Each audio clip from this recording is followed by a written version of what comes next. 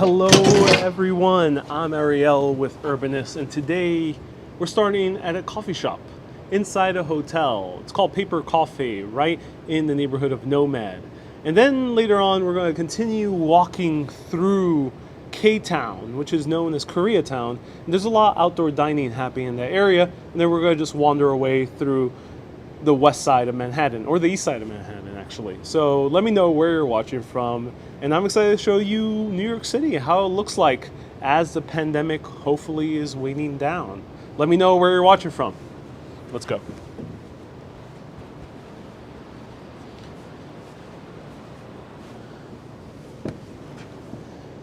Hello everyone, we are in a outdoor area here at one of the hotels in New York City. This is a coffee shop also called Paper Coffee, and this is how a New York City backyard looks like.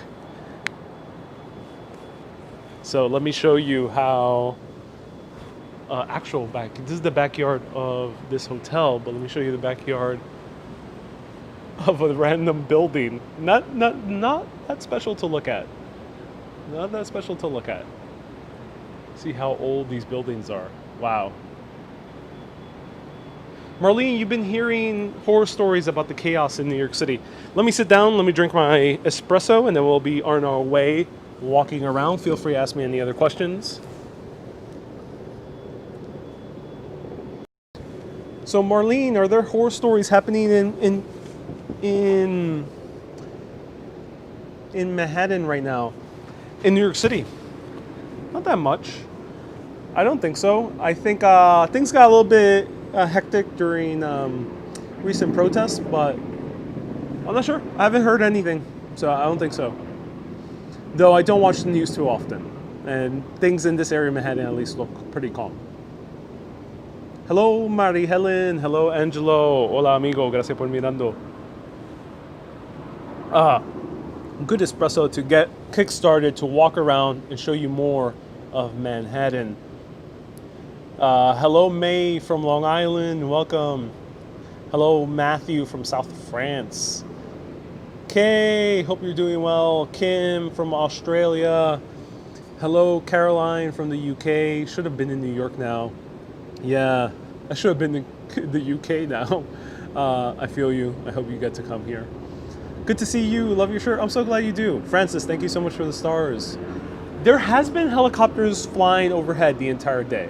If you saw my Empire State Building video, you probably noticed that there was a whole lot of helicopters. So yeah, I'm not entirely sure what's happening. And it's nice to find these coffee shops with kind of a backyard. Hello, Deb. Nice to see you here. Hello, Sarah, watching from YouTube. So no history today, just wandering around. We might bump into history. We might talk about history, but wandering around, so feel free to ask me anything. I love finding these coffee shops with tiny little backyards. They're very rare. One of the more famous ones is Saturdays in Soho, and that one has a backyard as well. Very few others. There's a few more in Williamsburg and in Bushwick. Hello, Frank from Hicksville, Long Island. Welcome. Watching from Hicksville. Amazing. Jeanette from Liverpool. Welcome. Nice to see you. All right. Cheers. Are you guys ready for walking? Are you ready for walking? Press that heart button. Let me know in the comments if you're ready for some walking.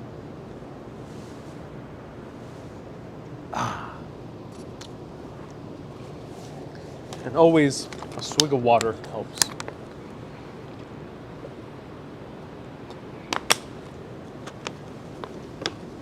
How did you find it? Meeting up with a friend? I didn't meet up with a friend here. I was hanging out with friends in K-Town, which I'll point out the place I went to. Here, just came for a nice coffee after a pretty heavy dinner with friends and a cocktail that was much stronger than I thought would be. All right, let's walk around. Jackie, hello, nice to see you here. Hello, Hatwa. I don't know how to read Ukrainian, so let me know how to pronounce your name. And these boys were made for walking. Oh yeah, they are. Let's go.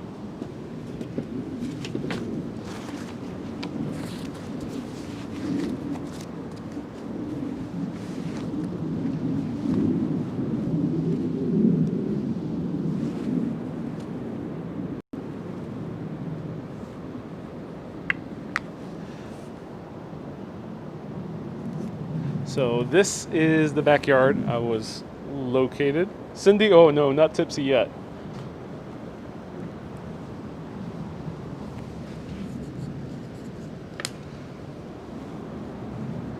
Hello, Becky. Nice to see you here. Hello, Luden. All right.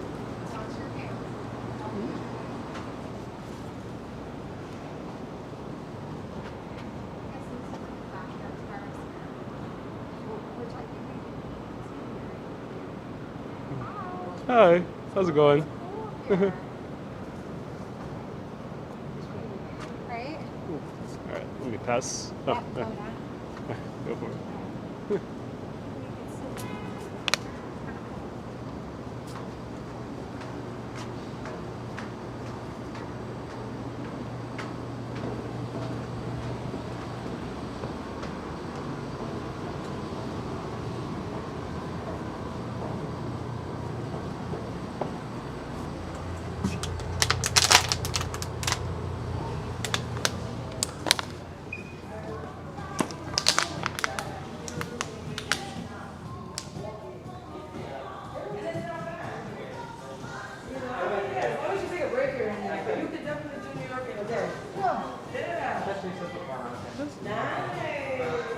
Hey, where's your garbage?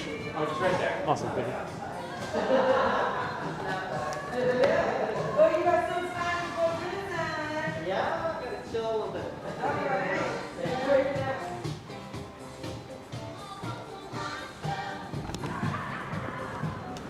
So yes, this is a hotel, and yeah, that was the awkward Rona dance. Always happens to me. When I go live, suddenly more and more people show up. This is the Ferris Hotel, if I'm correct. It says Ferris. I think this might be referring to the restaurant, so it might not be the Ferris. It's called the Maid. It's the Maid NYC. And the coffee shop inside is the Paper. So great coffee shop. Really great coffee. I really enjoyed it. Inside a hotel, and you can sneak into the backyard. And the song, yes, that was the song indeed playing. All right, now let's make our way to Koreatown. Natasha, thank you so much for letting me know. Natasha.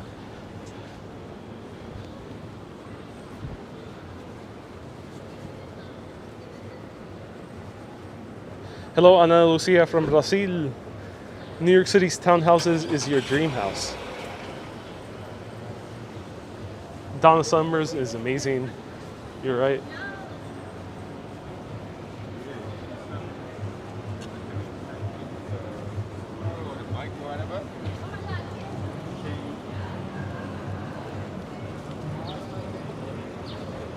So this is Broadway. Very empty right now. We're on Broadway and 29th Street. That was the intersection of the hotel. 29th and Broadway. And now we're walking northbound to go to Koreatown.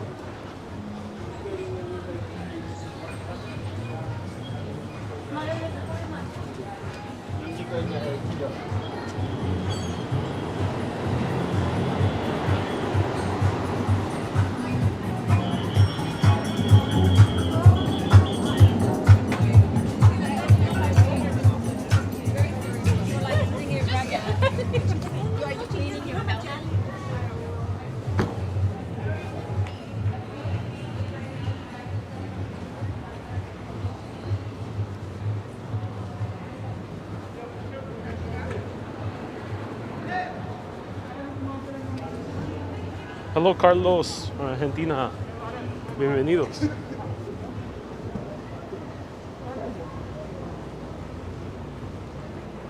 Jeanette, thank you so much for the stars. I appreciate it.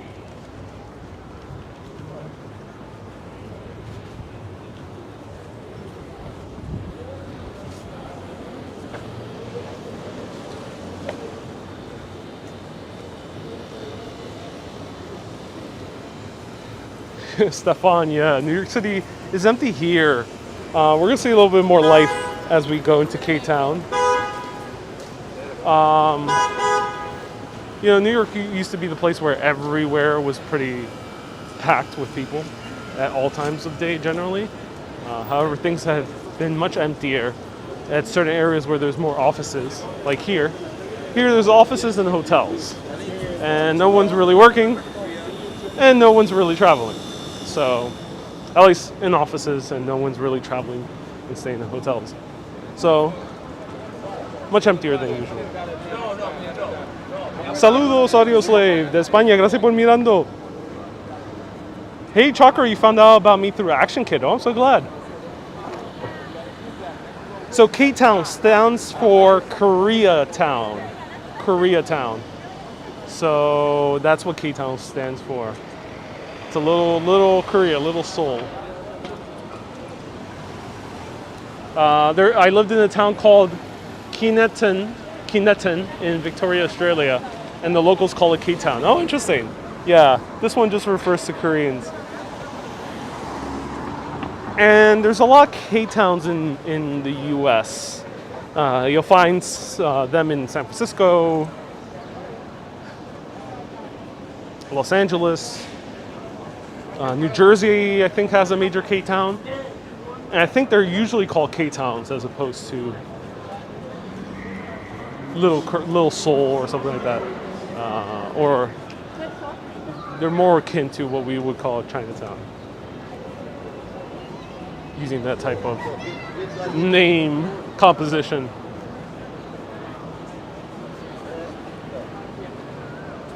What iconic eatery has perma-closed that you're gonna miss?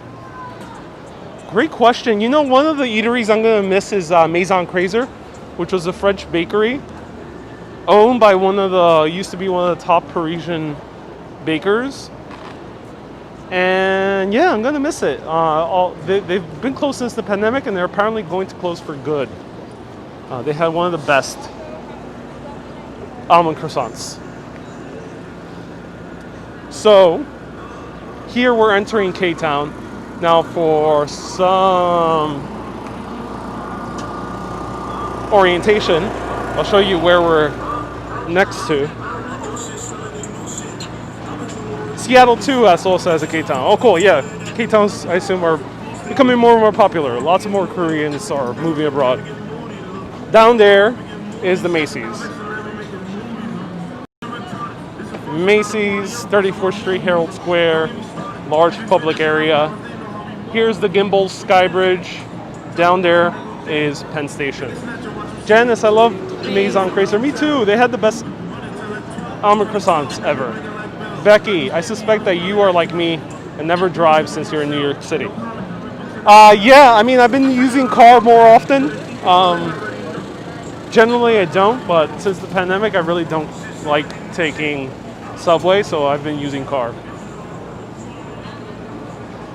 Nice to see pedestrians. It's very European style. I agree, Audio Slave. You know, that's one thing I really enjoyed about Spain, Paris, Rome, and Naples is that you can sit outdoors. And it's nice that New York City is embracing that. So here is K-Town, and here are all the outdoor restaurants.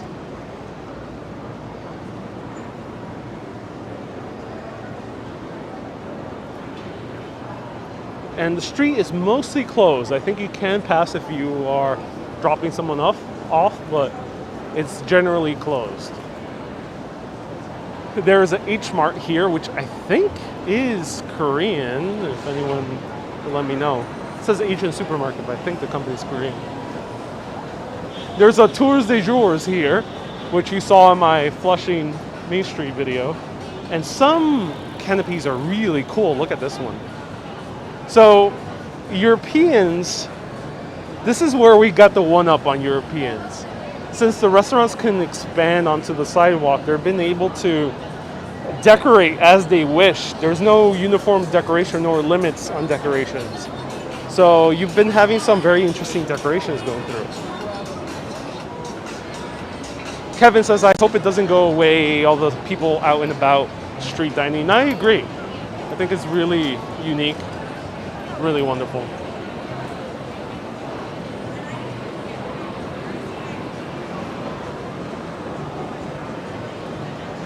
Ana Lucia, what about a visit to the MoMA?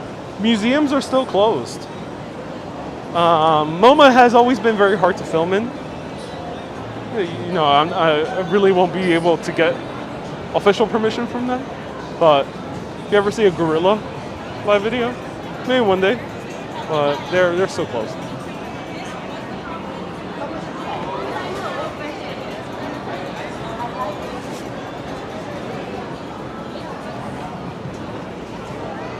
Has the air quality improved? At first, it felt like it vastly improved.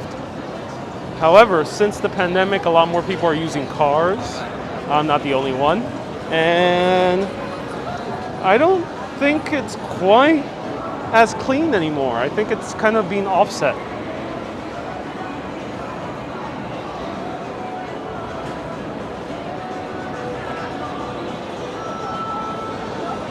Ooh, so the food court appears to be still open. That's interesting.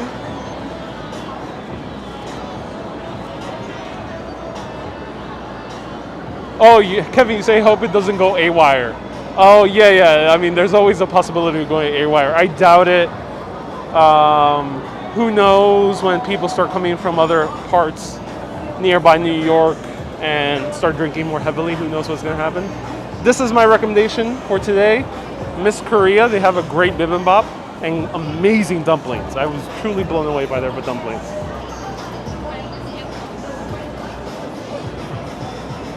David, did I go live? I did go live at 1 p.m. New York City time. Right now it's about 5:40, 5:50.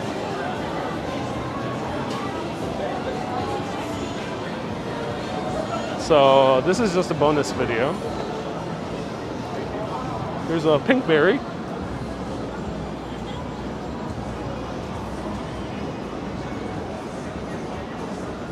Some places have dividers, as we saw. Some places don't have dividers.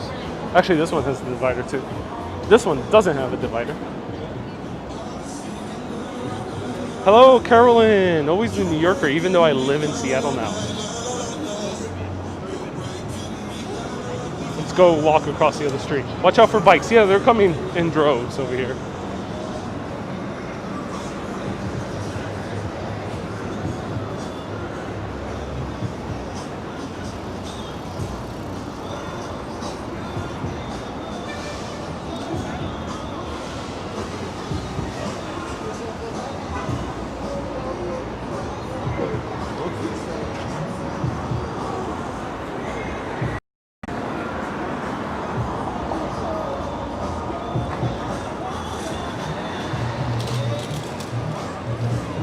So this is 32nd Street.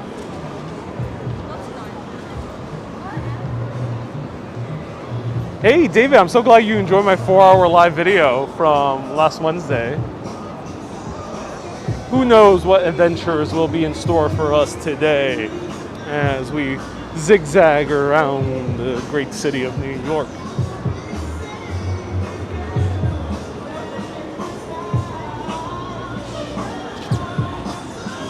This restaurant is called Love.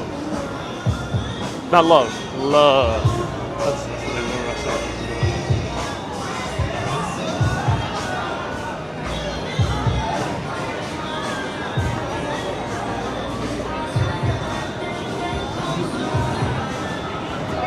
We are now on the east side. Yes, after 5th Avenue. We just passed 5th, so we're on the east side. This place is also really good. Korean barbecue. Hey, Demetrius from Greece, welcome. Nice to see you here again. So this place also have seats across the street. So this is a mega restaurant. They're usually 2 floors, but now they have seats on either side of the street. They're called Bakjong. Really great Korean barbecue. So there's a few great places if you're a fan of Korean food. This place is very ingenious. Look at this fans. We have fans on each different area, so no one gets hot.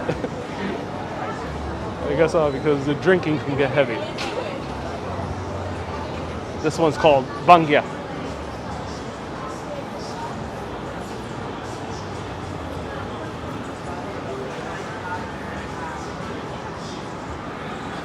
And we have reached the end of Koreatown. Oh, Koreatown should be at least 2 more blocks. I think they have to expand. However, I'll show you something really cool. Five Guys has outdoor dining. They have outdoor seating at Five Guys for some burgers.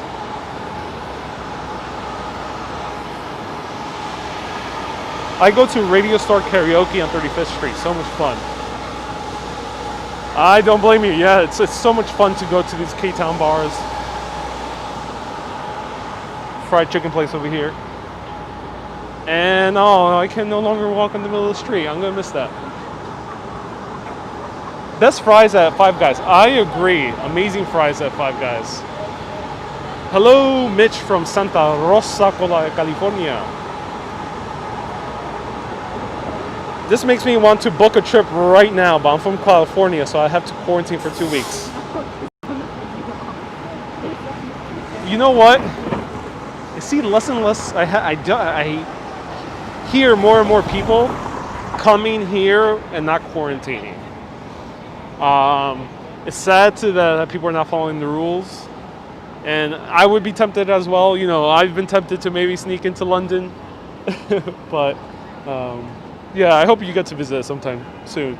A little personal thing about Koreatown. I have a personal connection to it because here in the U.S., drinking age is 21 years old, and there's not that many things you could do between the ages of 18 once you graduate high school and 20 until you turn 21. There's not much to do if you're hanging out with friends. In New York City, you can't really go to people's houses because a lot of people tend to live in tinier places. So it's a bit tricky. And what a lot of New Yorkers end up doing is going to bars where they can drink underage. And Koreatown was one of those hotspots.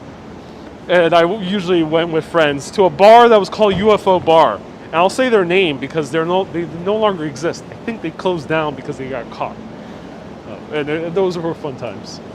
Because in Europe, you know, the drinking age is 16 or 18 in most places, so it's a non-issue.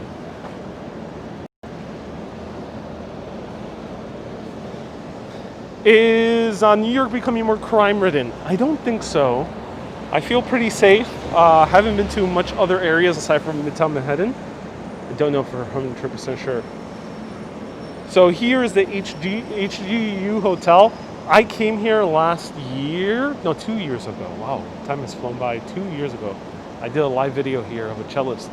But the cool thing is, upstairs they have an awesome rooftop bar that is currently open, and I highly recommend visiting it. Hello, Bonnie from Vallejo, California. Nancy says, that was a fun walk. Oh, I'm so glad you're enjoying these walks. There's been a massive increase in virus cases here. Looks like we're heading into another full lockdown. Oh, I'm so sorry that's happening in Ireland. Yeah, it's tough. It's tough. You know, there's higher cases, there's lower cases. Here in the U.S., we're a little bit confused because numbers are not being collected. There's barely any tests. There's a lot of hiding of true statistics. So, yeah, I feel you. Do I live in Manhattan? No, I don't live in Manhattan. I live right outside Queens. To piggyback on that, do you think some of the crime is because less people are out and about? Maybe, yes. I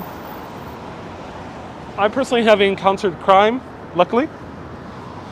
I'm very grateful for that. However, there has been studies that crime tends to happen in places with higher rises, when there's bigger buildings.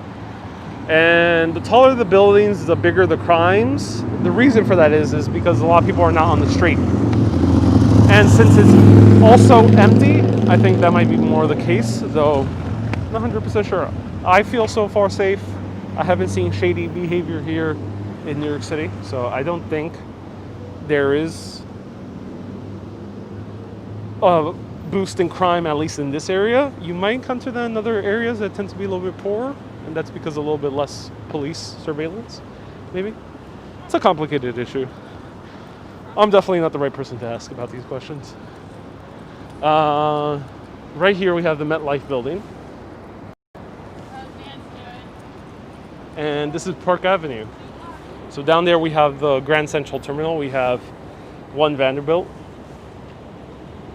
I always felt safe walking in New York City because of how many people are out and about on the streets. Yeah, I mean, you can see the huge difference. Have you checked the Brazil Street? Yeah, you know, I did a walk a week ago where I walked through Little Brazil. Not that much happening in Little Brazil. It's pretty empty. Little Brazil depends a lot on offices, so there's barely any life in Little Brazil.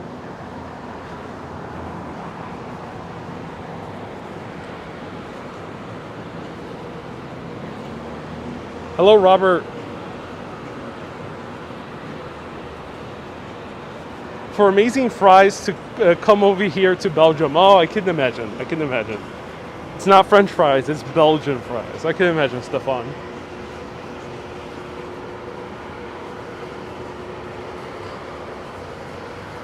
Now it's really empty. There's barely a soul in the streets. Let's see if we can get to another more popping neighborhood.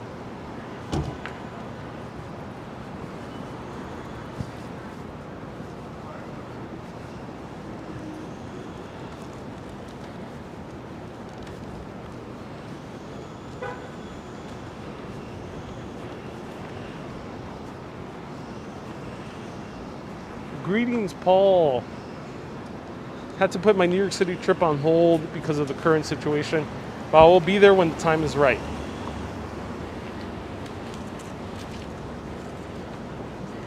I hope so, Paul, yeah.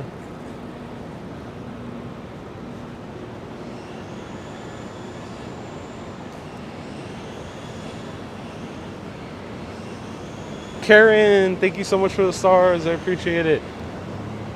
If anyone has any questions, feel free to ask.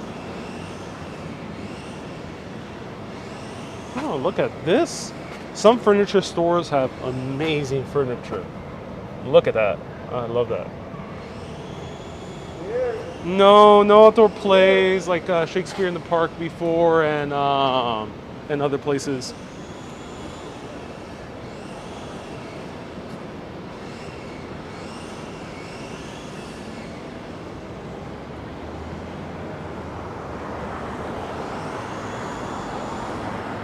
Here's the city bus. Let's see how full it is. What intersection are we currently at? We are at 32nd Street and Madison? Lexington. This is Lexington. 32nd Street and Lexington.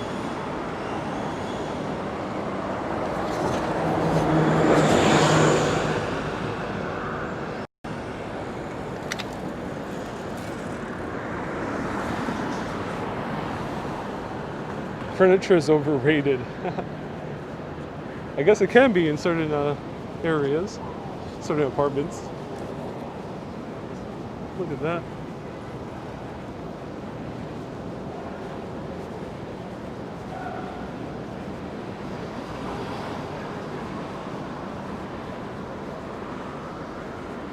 Chakra, yes, I'm streaming also on Facebook. Where am I headed? Lucinda, no particular direction. I'm just going eastward. I've gone eastward on this direction many times before, though I may turn soon. David, have I ever made a video talking about the gear I use? Yeah, before. The last one I've done like is almost like 2 years ago. Yeah, I haven't done really much videos about my gear, but I'll put a list of my gear down below. It's an iPhone, it's a gimbal. I use a wireless microphone. And that's an app to make it look HD. Adam, where are we headed today? No particular direction. This is what I call a wandering. No direction. Just wandering. I'm walking along 32nd Street.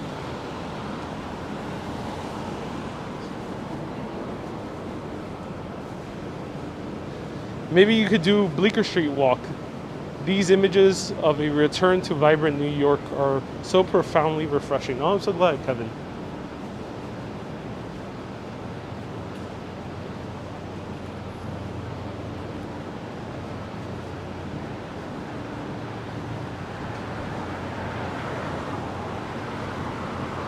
I took my first bus ride yesterday. Oh, Dennis, you did.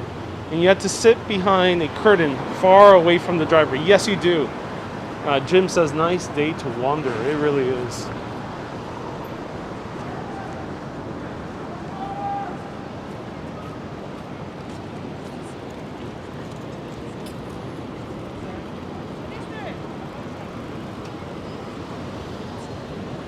Squirrels.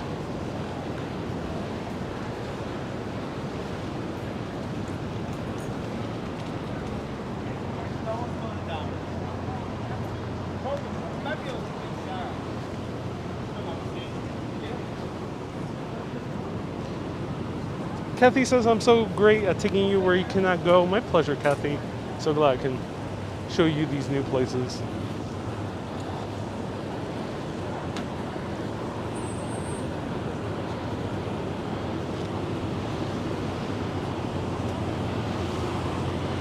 Cloisters, unfortunately still closed. Indoor museums are all closed. There's only very few exceptions. This line that we're seeing right now is for the Trader Joe's. Trader Joe's is a grocery store chain or supermarket chain here in the US, known for their very inexpensive and good quality produce. So that's why it's always full.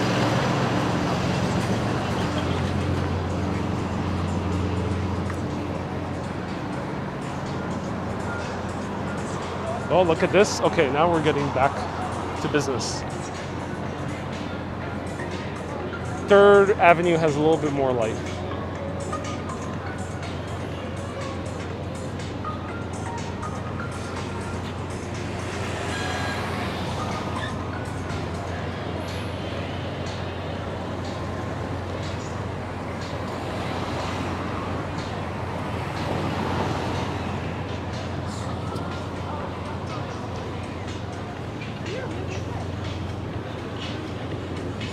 Greetings from the Dominican Republic. Welcome, Maria Jose. Bienvenidos. Gracias por mirando. Maxi, you never been to New York, but it's on your bucket list. I hope you get to visit.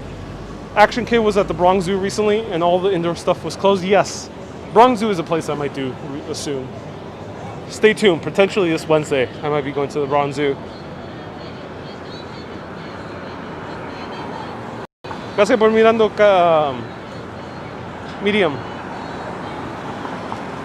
Given that this is so Action Kid-like, if someone should happen to call out, "Hi, Kenneth," I'll be laughing for days. I look very different from an Action Kid, so I don't think people always say that.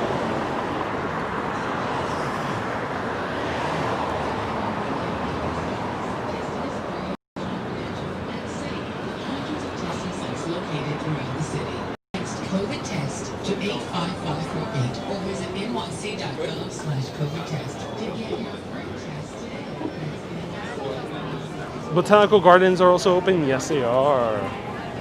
I already visited the one in Queens. Ingrid, new to your channel, have you ever considered doing the walk through Forest Hills? I've done the history of Forest Hills. Search Forest Hills Urbanist on Facebook. My older videos are all on Facebook. Kew Gardens, not yet, but there's a few cool places to go at Kew Gardens, so maybe in the near future. Am I running? No, I'm not running, Edward. I just walk fast.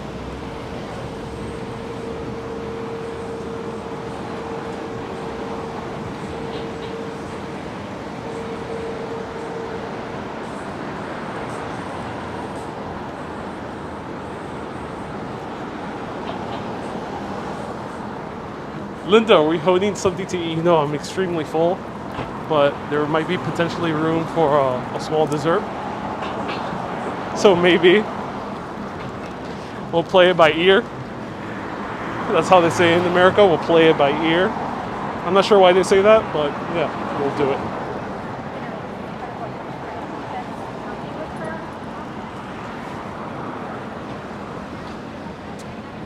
Ooh, okay.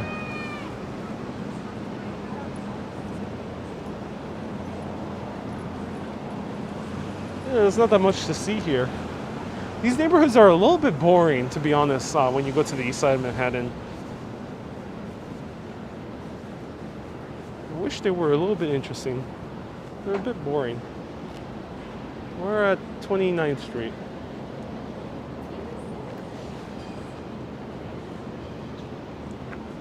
We'll go down this way. Ooh, look at this. Wow, this house. Oh, this is beautiful. A wood frame. Has like a Dutch, kind of a Dutch roof. Not quite. It's oddly shaped roof. A carriage house on the side. Oh, wow. This is a house. And a backyard. Wow, so cool. So cool. See, this makes walking around, wandering around special. You get to bump into cool architecture.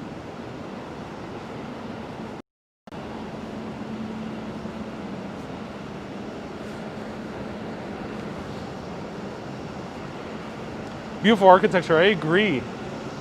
Here we have more of the tenements.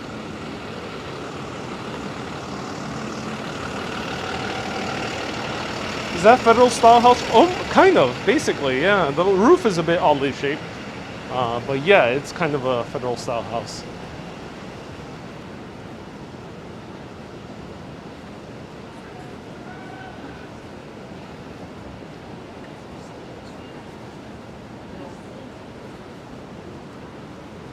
So now we should be in the neighborhood of Murray Hill, if I'm correct.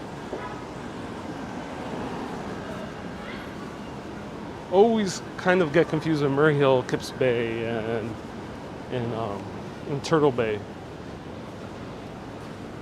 So let's see our map. Okay, everyone, let's zoom in. And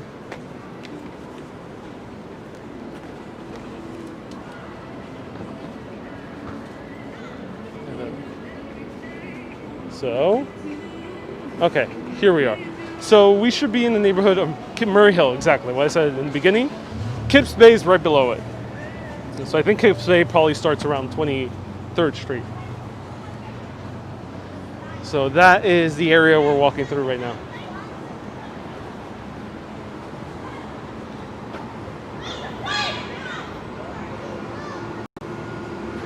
Are there any areas with,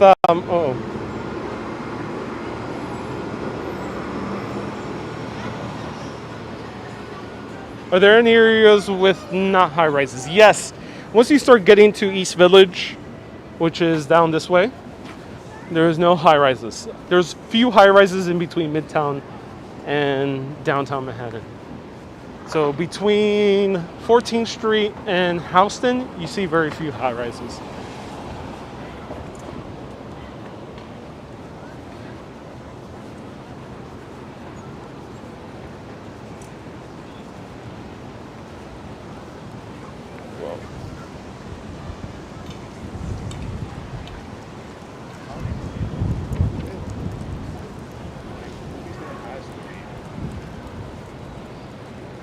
All right, so where should we go?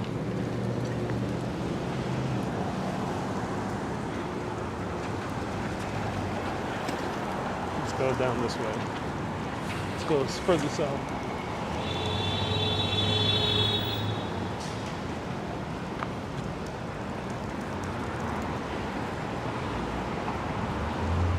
Karen says the trees are very hardy. They have to be to survive in this weather. Yeah, we tend to have very thick branch trees. This one's a younger one, but the other ones, yeah, tend to be very thick branches.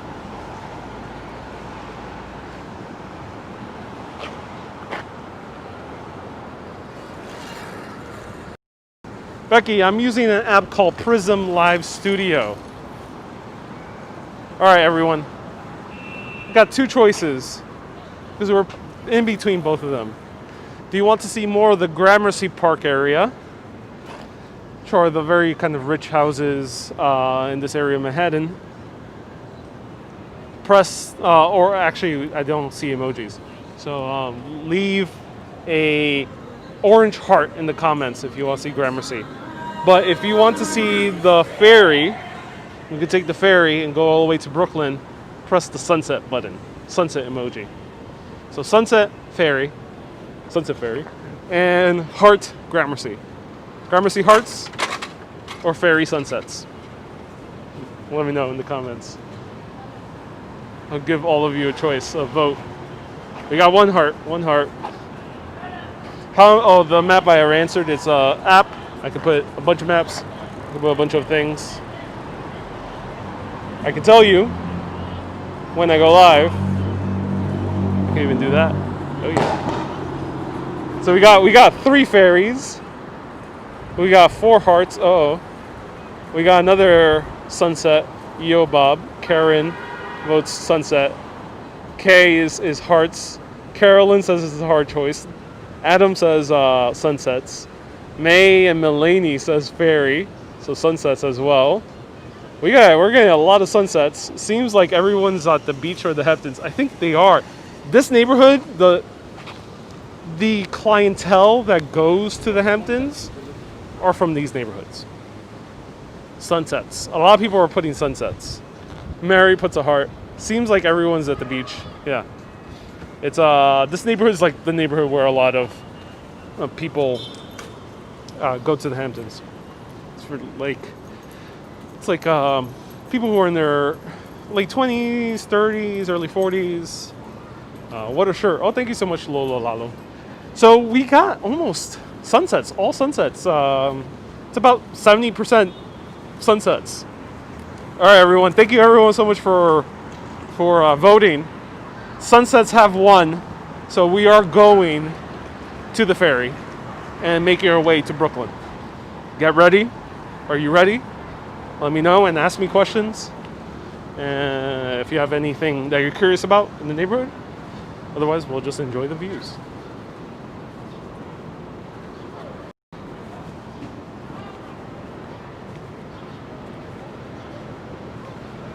Becky, there used to be a good Puerto Rican restaurant here. Oh, yeah. Oh, I wish there was still a Puerto Rican restaurant. I miss Puerto Rican food. It's not that much good Puerto Rican food here in New York City. There's Casa Adela, which is one of my favorites in the East Village.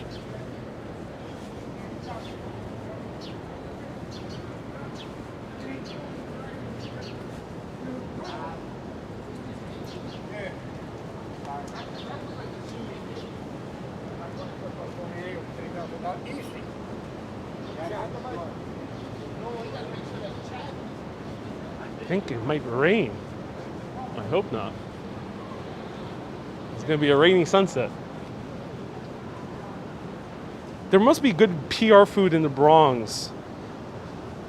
You know, I'm not 100% sure. There must be. There could be. The Bronx never really fully developed as like an eating spot. So there might be places where people go for lunch. Though, yeah, I think that's why you don't really typically hear of like 1 or 2 spots that you must go. Since I think the Bronx just hasn't developed that food scene on the level of many neighborhoods in Manhattan or many neighborhoods in Brooklyn. Have you passed the Carrie Bradshaw apartment? No, we're pretty far away. That's in the West Village, where it was filmed. However, the location in the show is supposed to be in the Upper East Side in 72nd Street. So we're pretty far from both locations.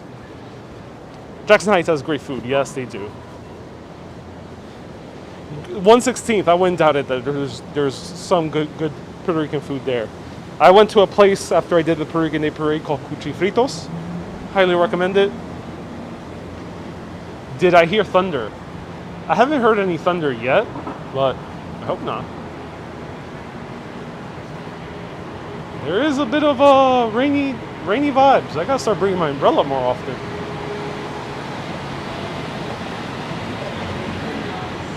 What is this? Look at these old buildings. I'm right now at 29th Street and 1st Avenue.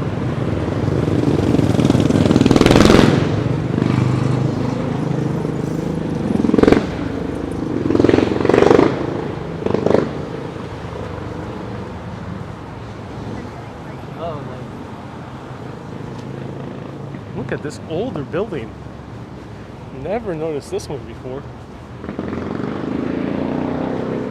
Wow. And this one looks just like it, except it looks a lot better. A lot of better quality. We're near Bellevue, so this might be the old Bellevue Hospital. Maybe, I'm not entirely sure. But yeah, we're nearby the areas of a lot of hospitals.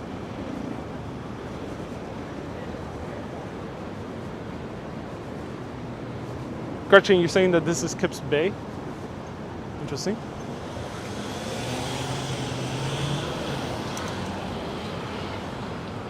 Hello, Alma from California. Gracias por mirando. This is one of the weirdest apartment buildings I've seen. Look how huge and monolithic it is.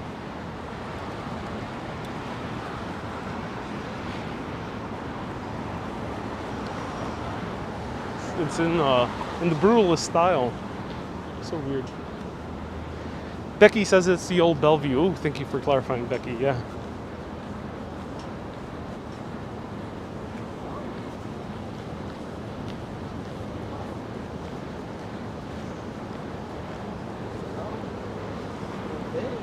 Hello, Raul.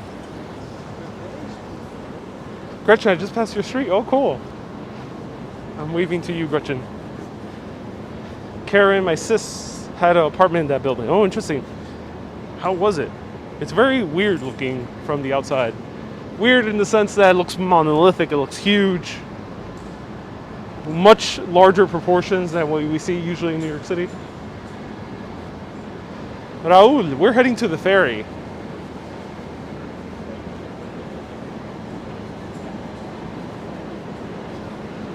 Beth, hello. Kips Bay Towers. Here's the New York Langone Medical Center. I'm not sure how to pronounce that. Langone Medical Center.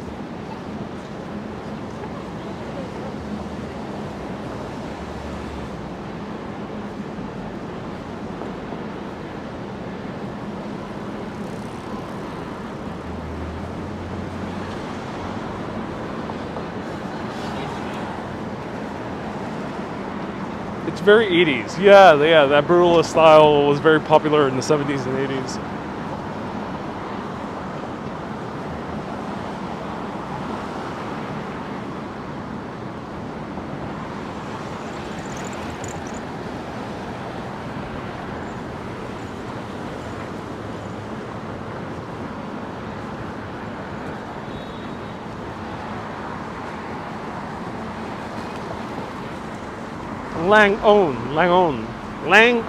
Langone.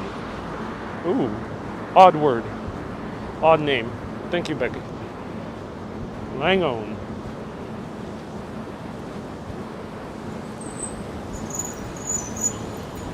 Lots of phone booths still surviving in this area. I wouldn't touch them.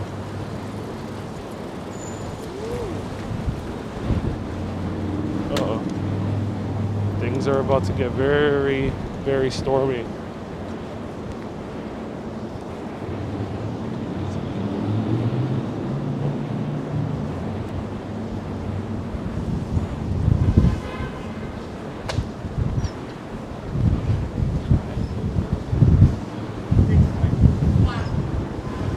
Hey, Gretchen, you say you were in Antigua once and a couple was there and it turned out that they lived across from us in that monolith. Oh, small world, Gretchen. I love when that happens when traveling.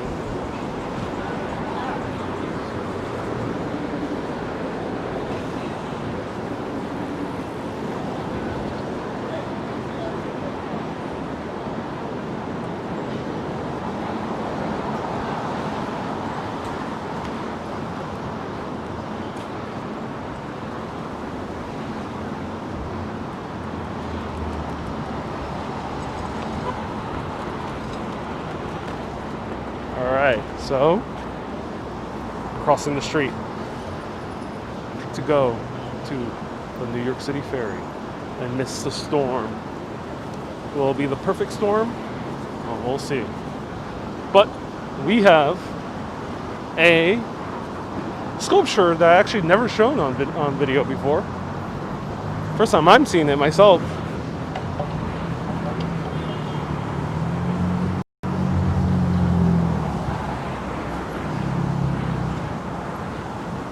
There's a taxi cab. It is on top of the snout of a Dalmatian dog.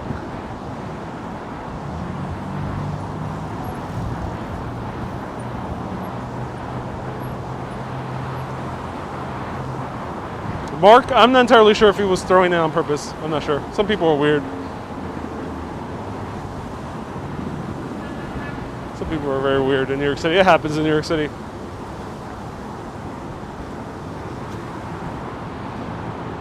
Look at that. Taxi got up there. And the dog is wearing a mask. Good job. Good job, dog.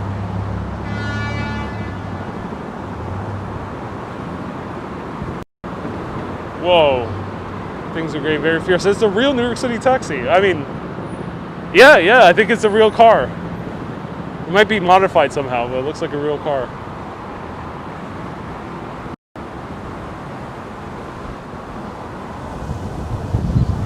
Thank you so much for watching that. I would appreciate it. Woo!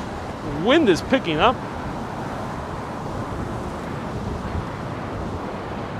Yeah, it is nice. The mask is new. Yeah, the mask wasn't always here. That mask is new.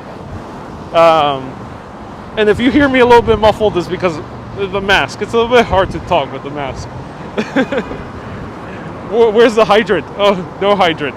He couldn't find a hydrant, so he just stuck with the taxi.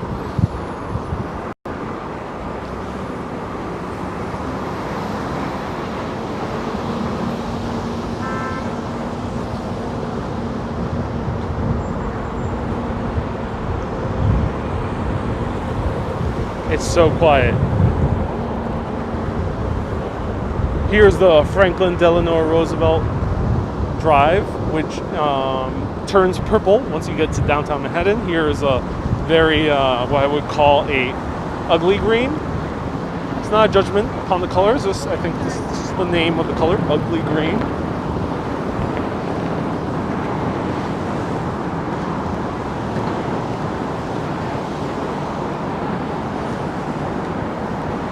Mary, you like my mask and shirt. I'm so glad you do. There we go. That ferry is full. Why is there so many people on that ferry? Whoa. All right, everyone. What is happening here? How are things getting so full now?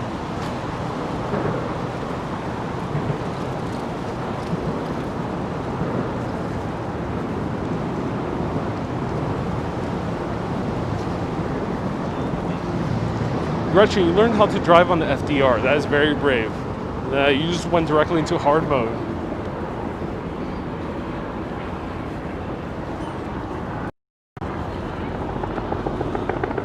That is the fullest I've seen a ferry. Why are there so many people there? Is there like some sort of event? New York cities are getting relaxed on social distancing. Yeah, they are. Unfortunately, they are. I mean, this is obscenely full. I have not seen the ferry this full. I'm not sure what happened there. I bet there's some like weird event that people are going to, some concert.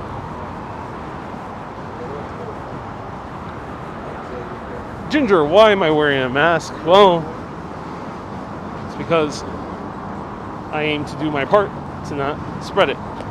Here in New York City, you never know who might come across to you. You know, I'm walking around, but it's a small city. People can just sneak up on you. It happens. I've done countless videos. People just sneak up on you, especially a city like New York. There's many other cities like this. You can't always count on being distant from everyone.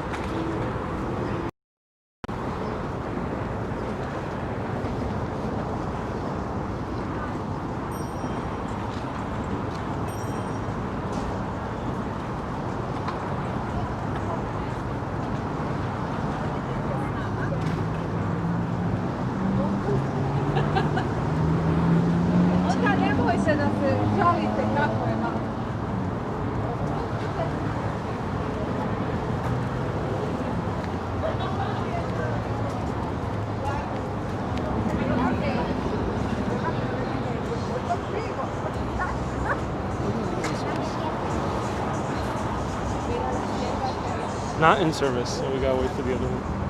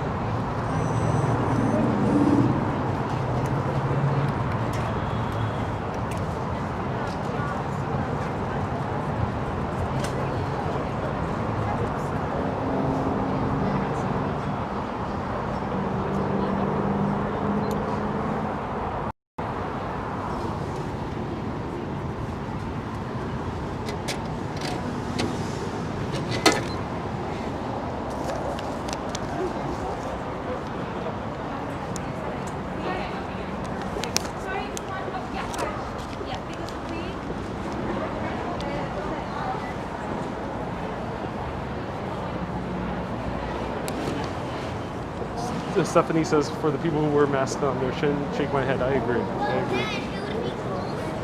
So let's wait for the ferry. I'm not entirely sure what time it arrives. There's the screens over here. Let's check them out.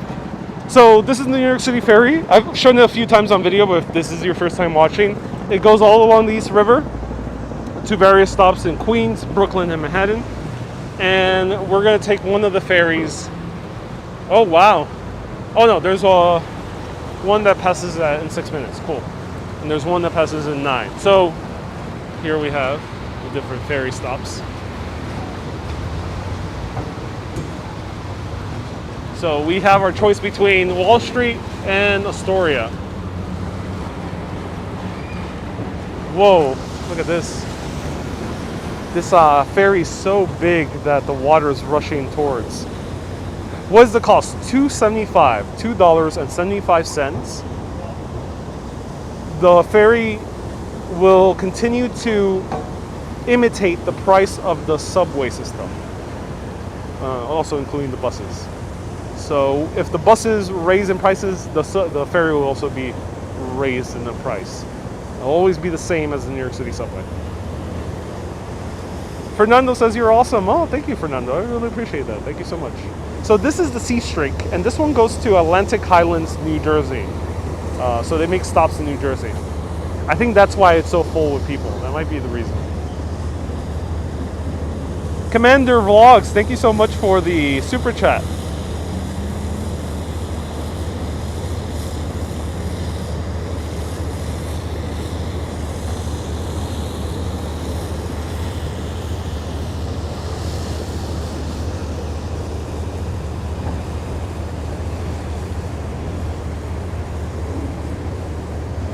So what streets? This is 34th Street and all the way on the East River. So it's not even considered First Avenue. I think it's considered Avenue A, but it's not on a different word. This is the FDR and 34th Street, right in front of the American Cooper buildings. So this is the subway. This is the ferry stop, and there's two ports. There's two slips, slip A and slip B.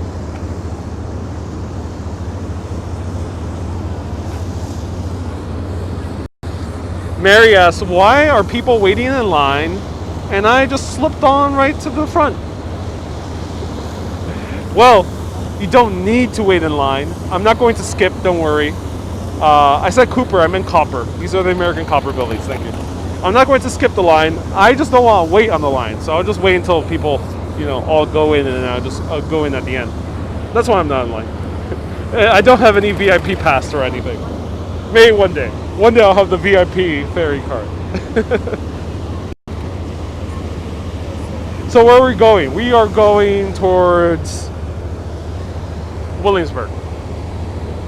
I think it's the stop. I think today it's a good day for Williamsburg.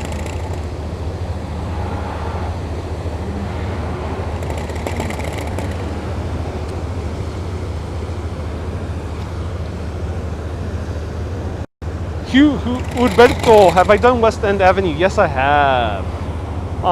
Many years ago. If you want to see my older videos, go to Urbanist on YouTube. On Facebook. Go Urbanist on Facebook. Facebook.com/UrbanistLive.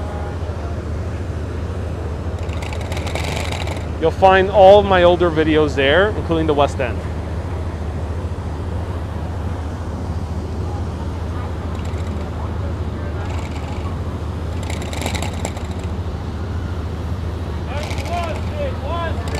So here we're going to Wall Street. I don't think anyone wants to.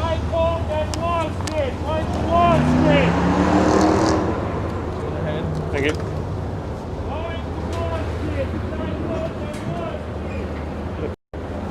So no one really realized this is Wall Street, so I end up skipping the line. But I meant it with good intentions. No one claimed to get on the line, so I just walked right in. That's the benefit of not waiting in lines. Don't skip. But if no one claims, go ahead.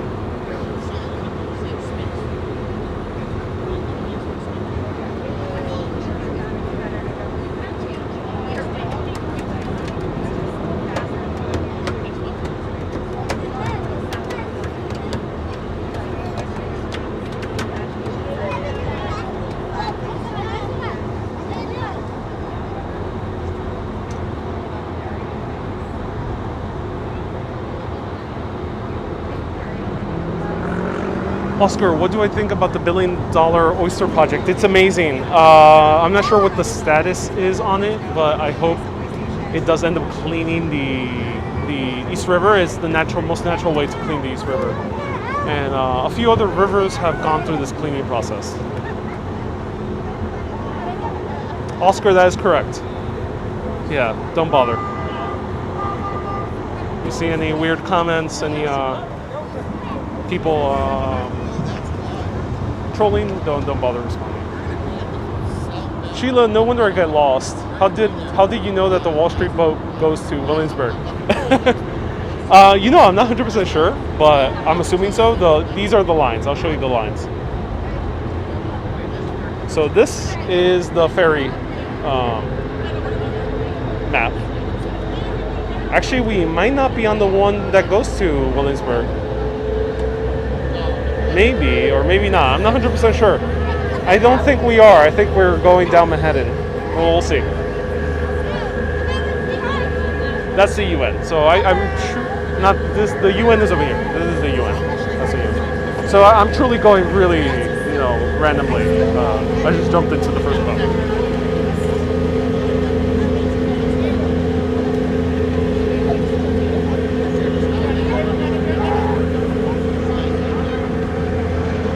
Stephanie, I appreciate it. When things get a little bit bigger on YouTube, then I will put you up in consideration. Thank you so much for volunteering. So here we have the views of Long Island City. I stopped here on Ferry last week. Ferry is my new favorite form of transportation here in New York City. So sometimes what I recommend if you're traveling to New York, you'll be okay. You have your phone, you have data on your phone, you'll find your way back. Just take a boat to whatever the stop is. It doesn't really matter. I would say forget the direction. Just go with the flow. And it might be risky. You might go to a place that's rather boring, or you might go to a place that's very interesting. That's the beauty about New York. However, I bet you'll encounter more places that are interesting. That is the Bellevue Hospital.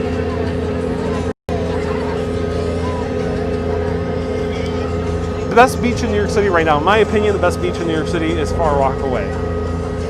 Even better than Long Beach or Long Island. Long Beach or Long Island is tiny. I would recommend Far Rockaway way better than Long Beach.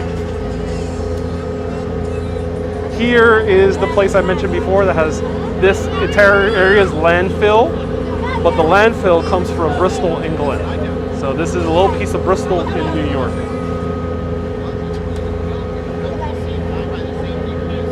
Yeah, New York City, you can't really get lost. because you'll always be close to a subway generally, and you'll be close to some type of form of public transportation, or you can take an Uber to the transportation. So as long as you have your phone, you'll be okay. New York City is not quite like London, where the streets can get very hectic, even though in London you still have the subway next to you, or the tube.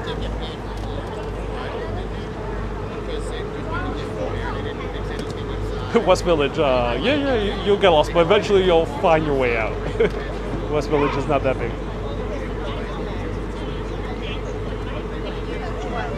Gretchen, you've never been lost and never scared. Oh, Gretchen.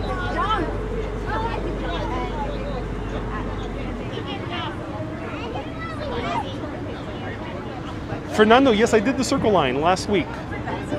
Highly recommend it. It was a 2.5 hour video. Really went to crazy places all on the West Village.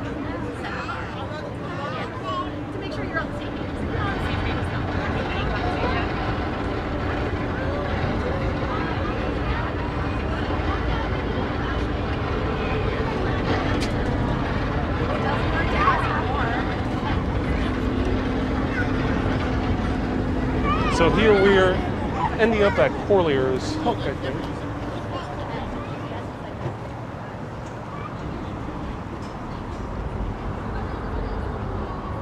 And let's see the pilot.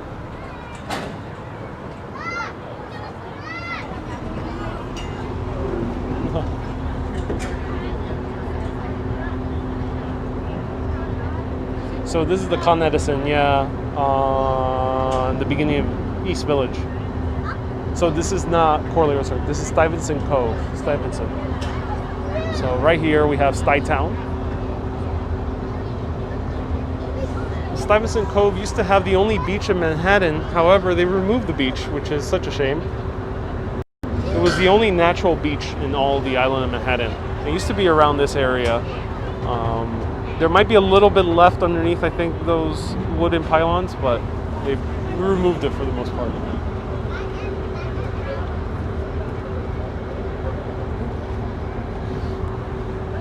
Do they limit the people on the boat? Yes, I think they have a certain limit, but it can get a lot more full.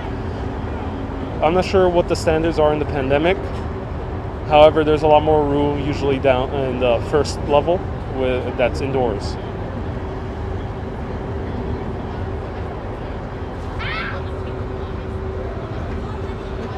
Sheila, you got a phone, but you tend to get lost on those streets. Yeah, the streets, sometimes you don't know what direction you're getting. Do I ever get seasick? Not in this scenario. Sometimes I do, but the waters have to be much more rough. And if I do, I try to go to sleep and take a nap. Do my best. These waters don't tend to be too choppy. We're seeing more of the FDR, so the FDR passes north to south on Manhattan Island.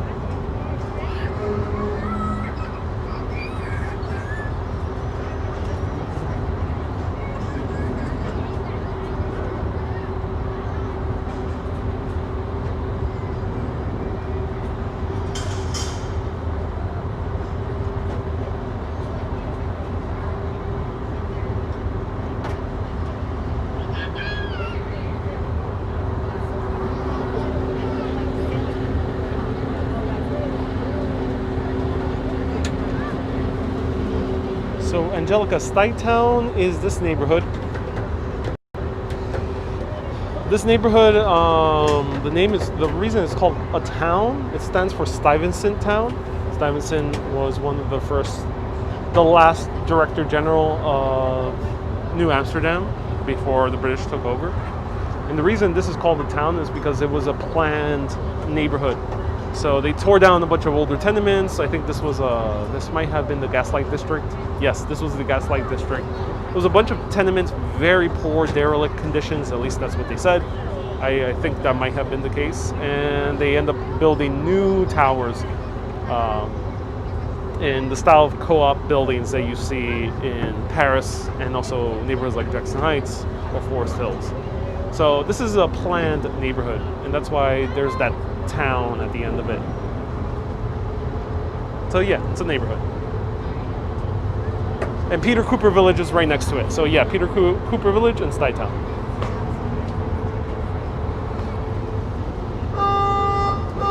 So they're right next door. This is Stuytown, Peter Cooper Village. They're right next door to each other. Sometimes people just call them Stuytown altogether.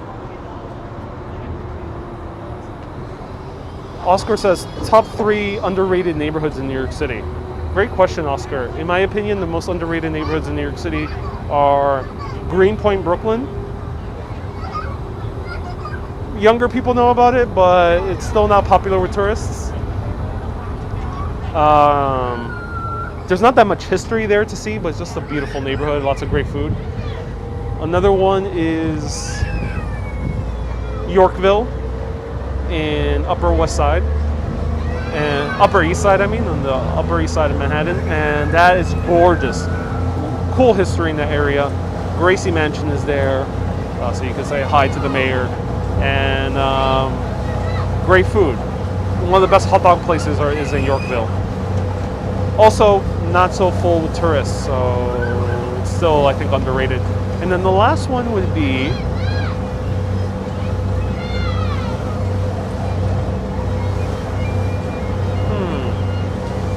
there's a guy playing a bagpipe there in the distance. That's a good question. Maybe the last one would be more on the likes of Flushing, Chinatown. Not that many tourists go there. New Yorkers tend to go there, and it's a really awesome neighborhood.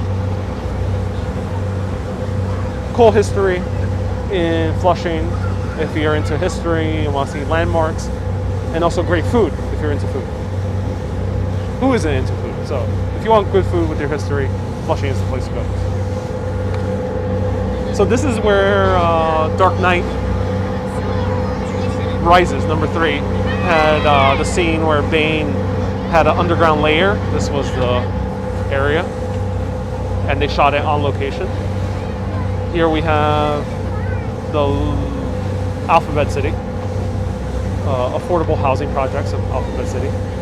And that's the thing, affordable housing looks very similar to Stuytown, which we passed earlier. And the reason they look so similar was because they were built on the same type of architectural philosophy of Le Corbusier, who inspired Robert Moses, the master planner of New York, for many decades. King Kong attacked the tram back in the 80s. Oh, he did, yeah, the 80s King Kong.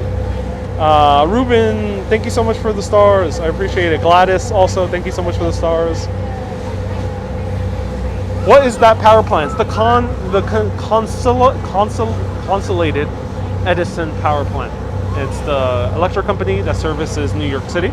It's the only one that services New York City, and that's one of them that they have. You should do a series of New York City hotels. I've done a few episodes. About 3 years ago, I was doing videos on New York City hotels.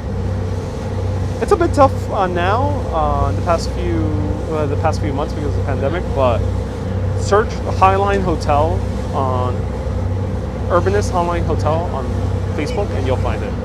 It's a really cool, one of my best hotel videos. Name that bridge, everyone. Let me know in the comments. So maybe I'll do more hotel videos. I really do. When I go to Europe, I want to do more hotel videos as well, especially in cities like London. So let me know what that bridge is. Oscar, in that case, then you'll see it on YouTube at some point.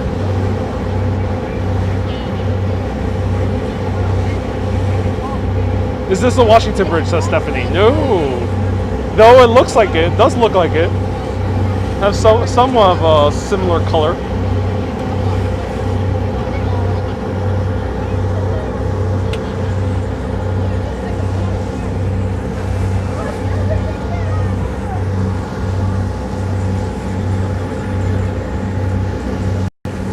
That is the Williamsburg Bridge.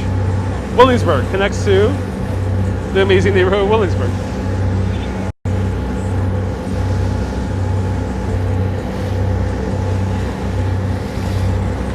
This is the Corlear's Hook stop.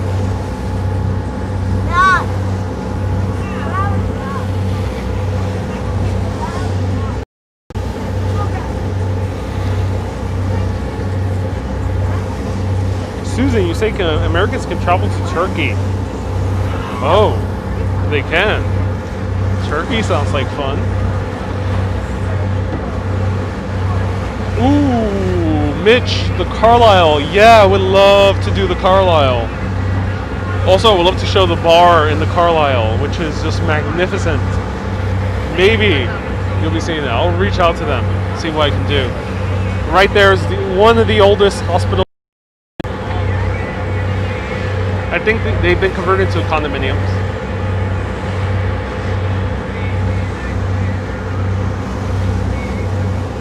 Oh, Stephanie, BMW, yes. The Brooklyn, Manhattan, and then Williamsburg, BMW.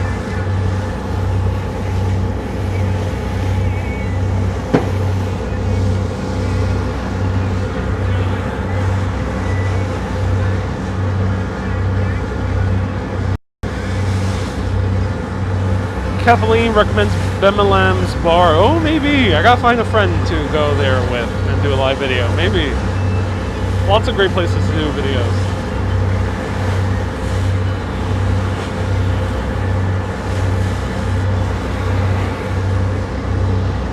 Ruben says, tus videos son excelente.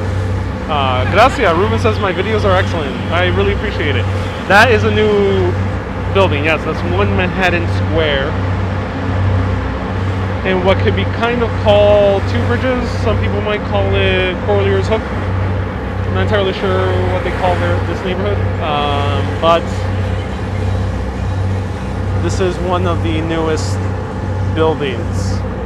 The reason sometimes I don't know exactly the neighborhood name is because when you go into the areas that are a little bit more further out, like here, not that many people hang out here, neighborhood names tend to change according to the real estate trends.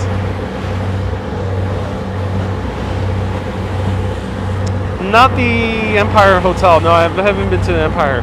I've covered the Highline Hotel, which used to be a nunnery. The Library Hotel, which is really cool because it's filled with books. I've also covered the West House, which is probably one of the most beautiful Art Deco hotels in all of New York. And the Jane. What's it called? No, it wasn't called the Jane. Yeah, it was called the Jane Hotel in West Village. Oh, Kathleen, you're talking about the bar and someone's waving. Talking about oh, there is an event. Look how many people are here. There is a huge event happening here. Whoa, people are coming out now, having concerts.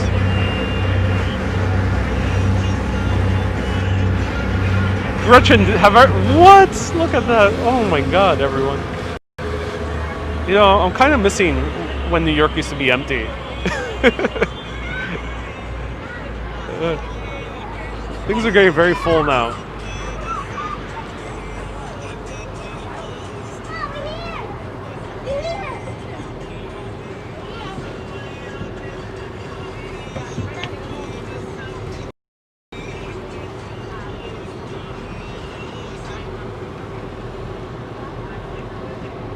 Frank, they always have events here, and yeah, I think they're having an event now.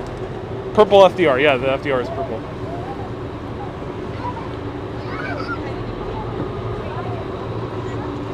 That building on hold looks crooked. Yeah. Yeah, you're kind of right. It does look a little bit crooked. There's more people. Look how packed this ferry is. Dangerous, crowded events. Yeah, they are dangerous.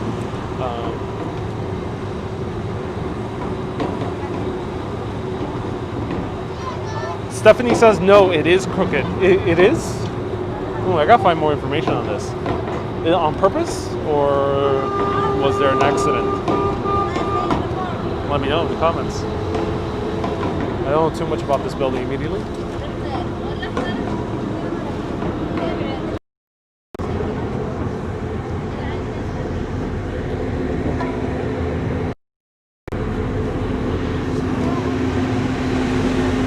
Have you ever done Benny's? I've eaten Benny's personally, but I've never done a video. I enjoy it. It's a good spot for good price margaritas.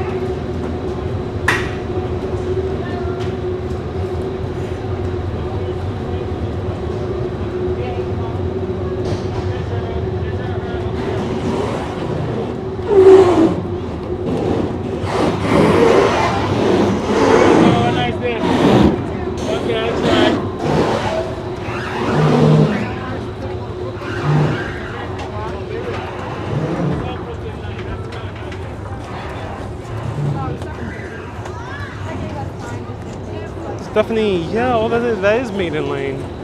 Interesting. I'll look into this building. It's interesting that hasn't been completed. Usually skyscrapers are completed much faster. This one has taken quite a while. Thank you for the fun fact, Kathleen.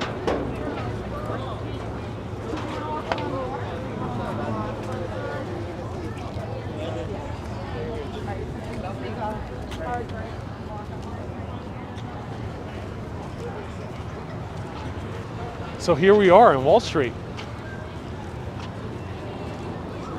Whoa. You know, I'm really shocked how the ferries are because before the pandemic they were not full. It was wintertime, but even last summer they weren't full.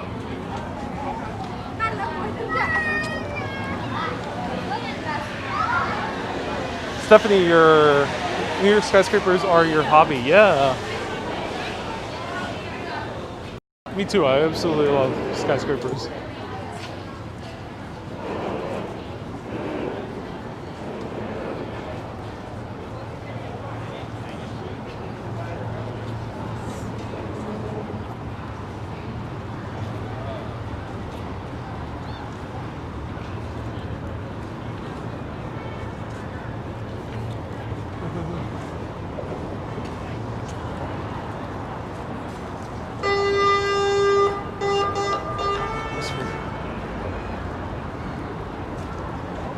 Whoa, the line wraps around.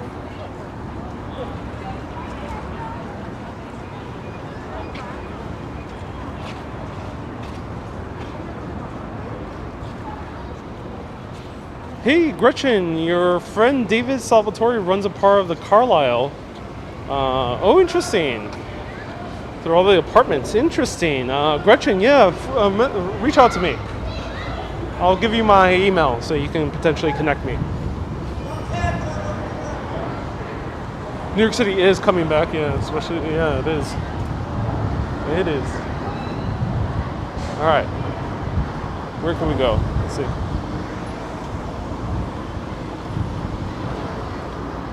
Are tourists coming back to New York? As far as I know, no. New York has stopped letting people come in from other states. Though, you know, I'm not sure. Things are changing day by day. But the last time I heard, as of last week, was New York City wasn't allowing people to come in from other states. It's like California, like Florida, Texas, even Rhode Island.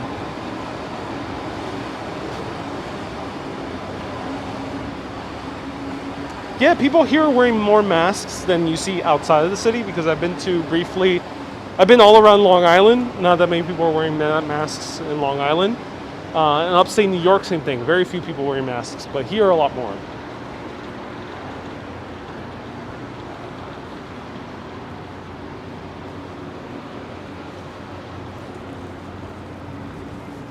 Wow, this is a ghost town right over here.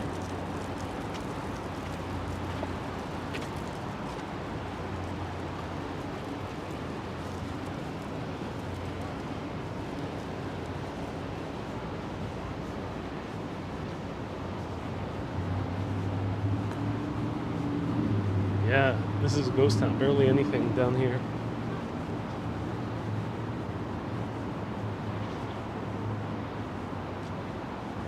Let's check out Stone Street. Maybe it's a little bit more lively. It's a Saturday. Yeah, it is a Saturday, Mitch. I mean, Saturdays here usually are pretty empty as well. However, there used to be more businesses open. Let's see Stone Street, which is the main hangout in this area.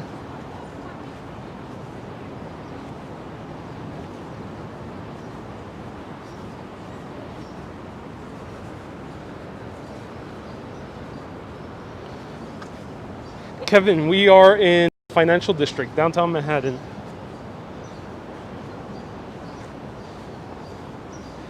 Does it look like this even during the work week? Well, the work week is actually opposite until like 7 p.m. because there's a lot of people working in the offices generally before the pandemic. after the pandemic, now these offices still haven't mostly reopened. A lot of people are still working from home, and things are a little bit different.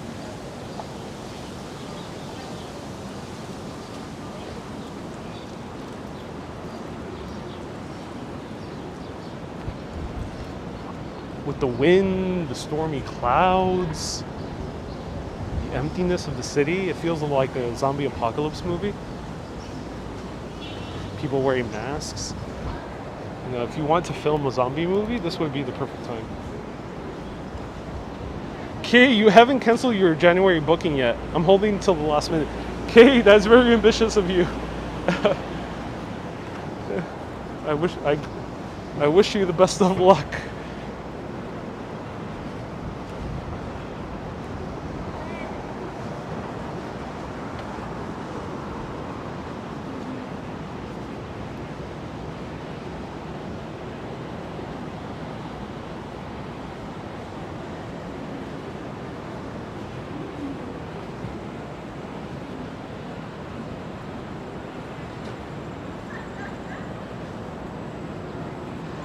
Mitch, did they get rid of the little girl statue? Her name is the Fearless Girl, and they didn't get rid of her. They just moved her. They moved her to Wall Street.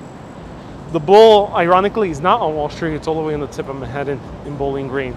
So, yes and no. They just moved her. She still is here.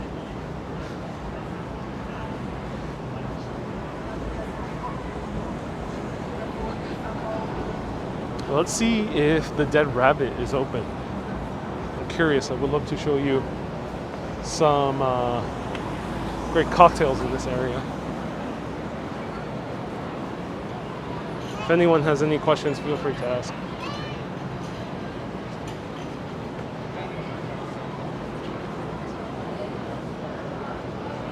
Let's go through Stone Street, the oldest paved street in America. Cobblestones. Many of the buildings that surround it are the few buildings that survived the Great Fire of 1835.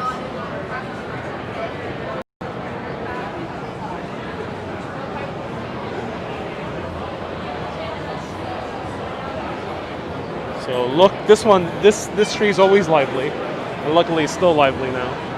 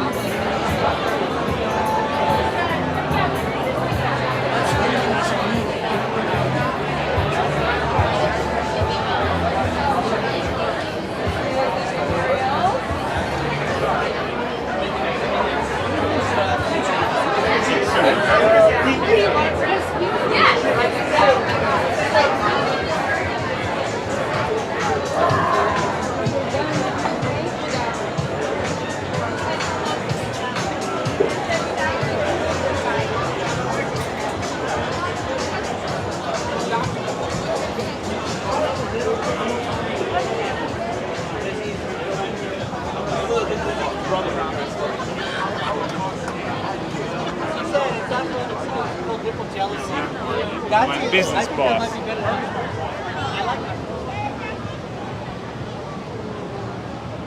So there we go. So Stone Street, yes, these buildings are before 1835. Yeah, so many of them range from 1800 to 1835.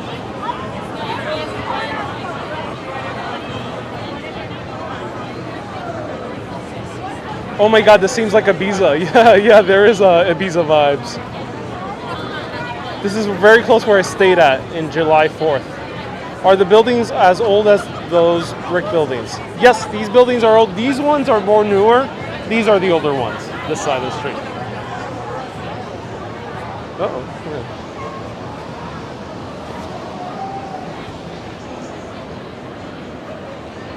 Yeah. Wow, no mask. No, you know, that's a little bit of the catch-22 when it comes to drinking and eating. You can't do it with a mask.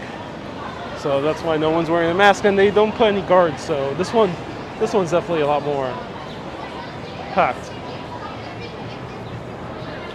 So someone's asking, Justin, great question. Justin says, as someone who will be moving to New York in a few months, do you have any resources or pointers where one can start looking for places to rent? So yeah, as someone mentioned, Cash Jordan, as Stephanie mentioned, Cash Jordan is a great YouTube channel for New York City rents. Websites, I would recommend going to streeteasy.com. And then for Facebook groups, the best one on Facebook, and Facebook you might be able to get very good deals, is go to Gypsy Housing. Gypsy Housing. Join that Facebook group. There's two of them. There's Gypsy Housing and Gypsy Housing NYC. They're basically the same thing. But people usually post very good deals there. So those are my two recommendations. Street Easy, Gypsy Housing. If you want to learn about real estate in New York City, how things are going in terms of the crowds of people, of the best neighborhoods, visit Cash Jordan on YouTube. Fernando, oh, you're in rent-controlled apartments in Jackson Heights. That's amazing. I mean, good for you. So here is 787 Coffee. They are closed at this moment in time.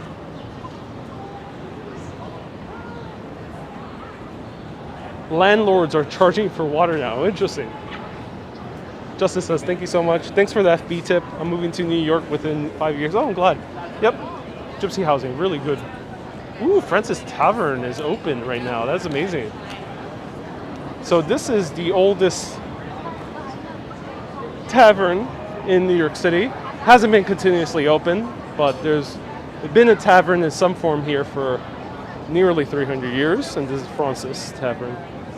And they have their bars open. That's cool.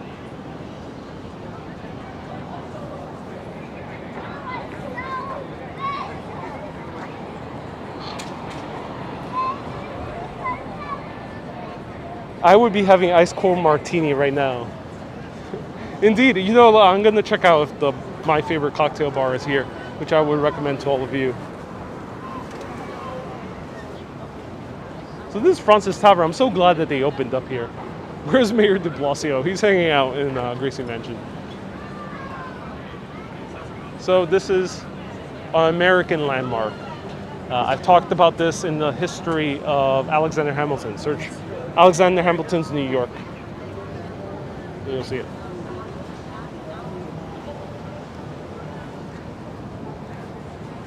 Ruben, thank you so much for tuning in. I appreciate it.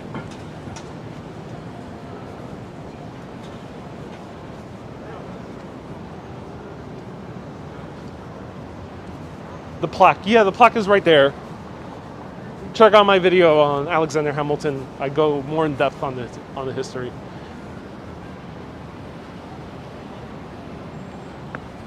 Whoa. All right.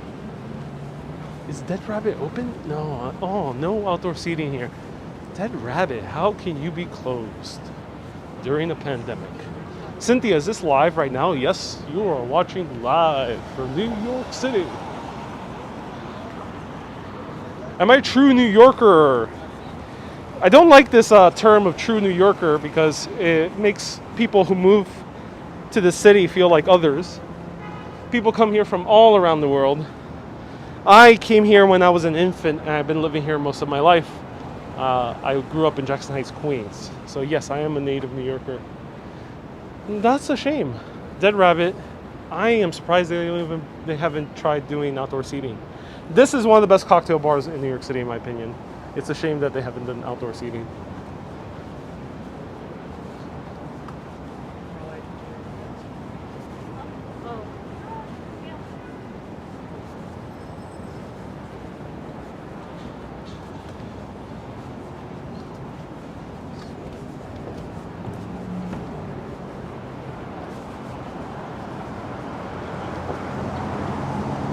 The rabbit is really dead now. Yeah, he is. He is really, unfortunately, dead.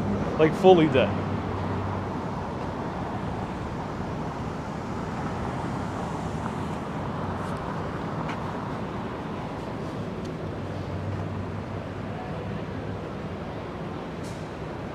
Amazing.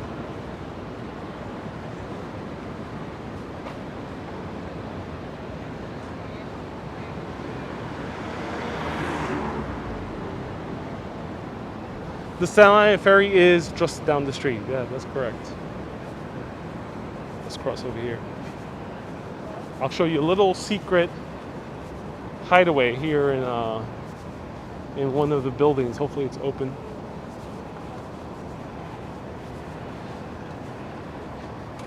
Paul, Boris Johnson was born in New York? Really? I'm kind of shocked to hear that. The British Prime Minister doesn't need to be born in Britain, in the UK.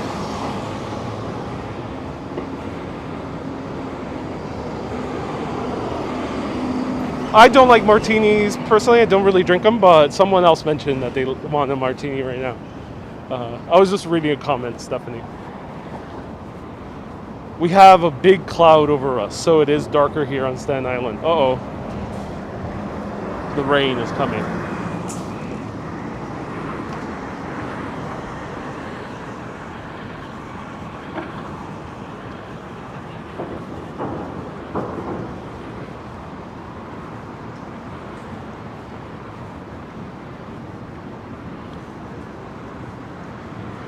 Andrew, you say, can I find Action Kid's glasses? He lost them there during the tropical storm. No, I haven't seen his glasses.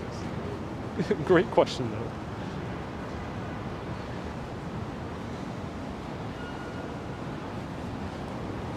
though. I feel sorry that he lost his glasses.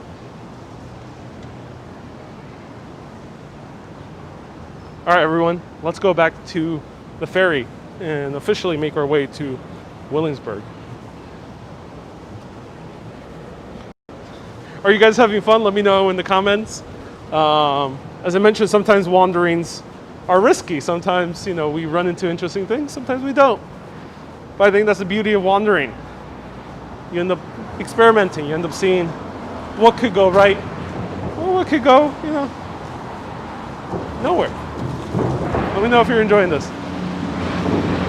Let's go back to the ferry and stop in Williamsburg. Let's end in Williamsburg. Or Greenpoint. Probably Williamsburg.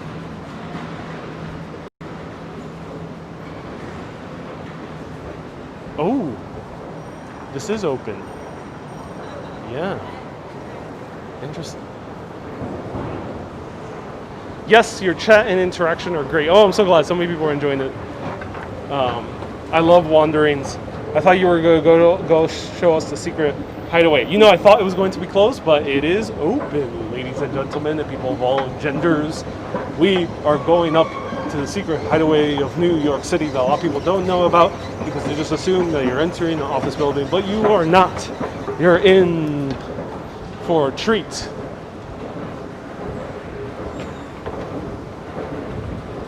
Still to be good out virtually.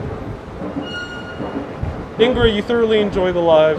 Carolyn loves the wandering. We're having a blast. Gretchen, yes, this is a kind of a flaneur way. Yes, we're being real flaneurs. Urbanists and flaneur are almost very similar. Here it is. I wish I'd come earlier. I couldn't look at the video, but it would not be live. Look at this.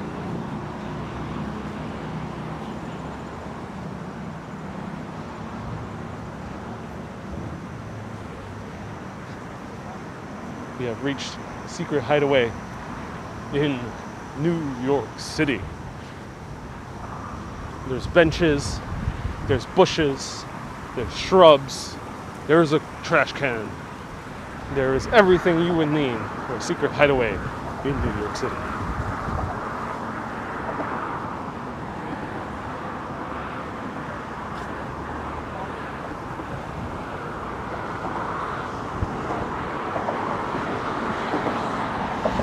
And we have beautiful views of the FDR.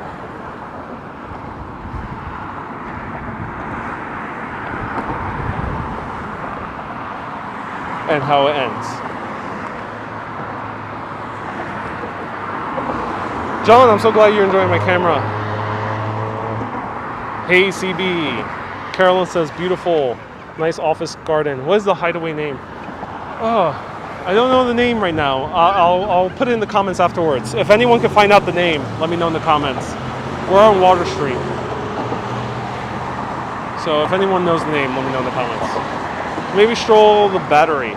Show us the zoo. Booyah. Is it called Secret Hideaway? No, it's not. It's a office building. But this is a public space.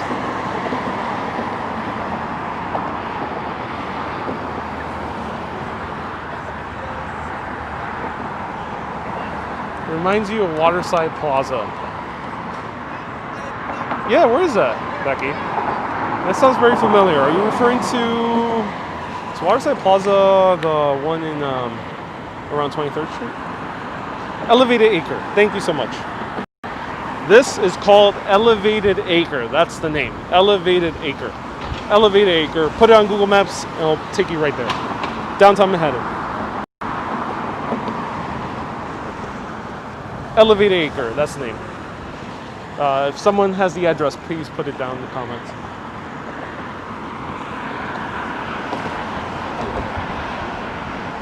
And here it is. Look at this.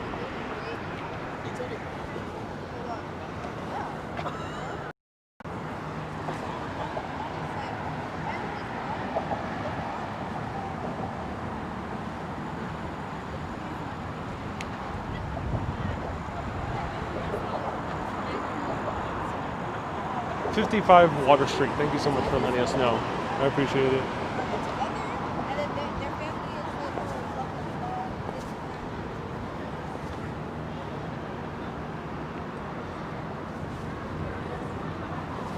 It's wonderful. And some AstroTurf. Even a picnic place. I agree. There is a picnic place. Okay. I gotta drink some water, everyone. Take off the mask for a second.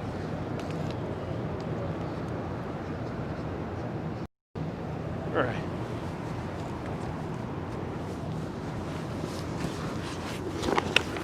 Time to drink some water. The live stream is awesome. Your chat engagement is great. You gained a new sub. Thank you, Justin. I appreciate it. And thank you everyone who's been leaving stars on Facebook or super chats on YouTube. I appreciate it.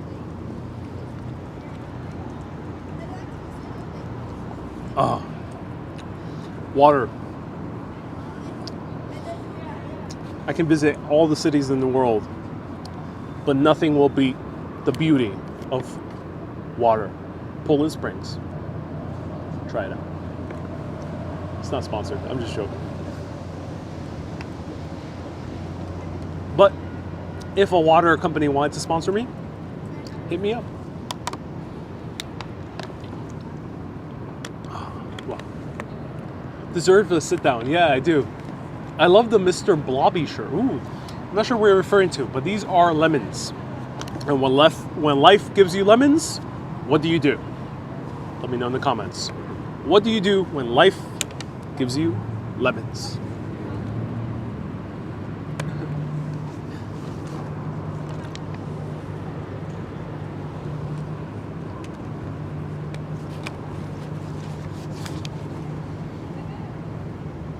I left New York in 2004, says Mitch, since there's so many changes. Yeah, you know, things have changed, but all things have changed for the better. Maybe, you know, who knows what the future is in store, but right now.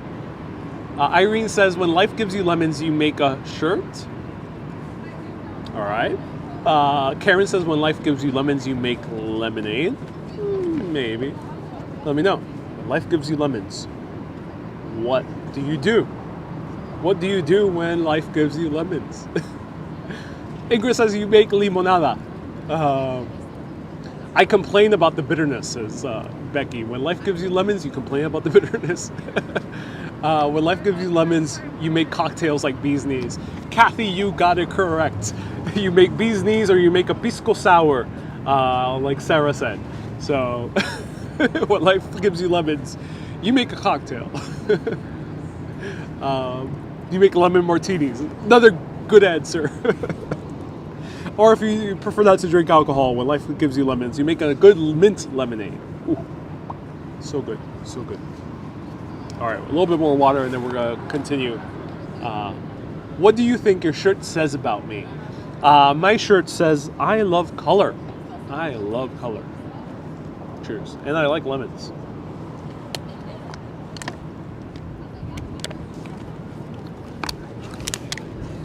All right, let's walk around. Let's go to Williamsburg. Make lemonade and then woo!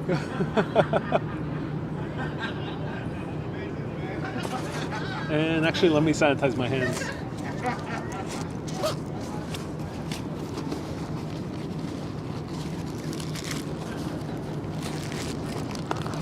So one thing I carry around with me is alcoholic wipes to sanitize hands. When hands are sanitized, hands get happy.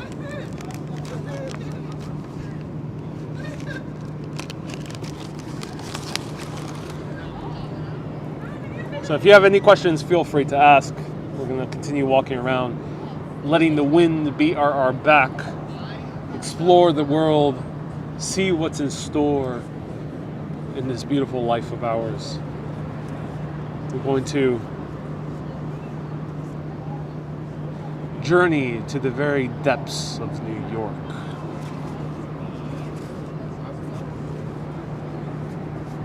Amidst the pandemic.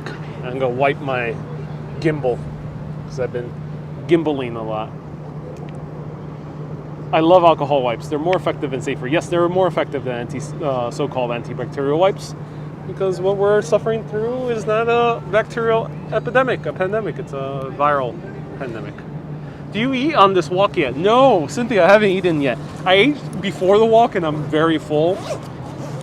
But there might be a dessert in store in Williamsburg. Stay tuned. I want to get to Cats for that pastrami. That might be a little bit too much food for me right now at this moment in time.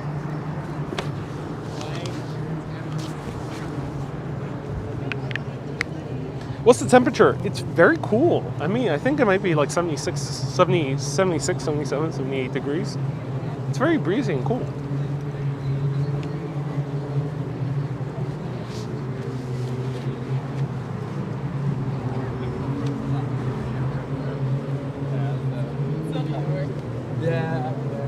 What would you get if you cross a lemon with a dinosaur? Asked John. Oh, I don't know. A lemosaurus? I don't know. One more time, the elevated acre. And now, back to civilization.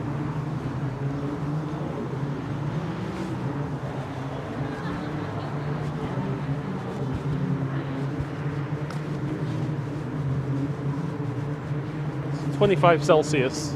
Interesting.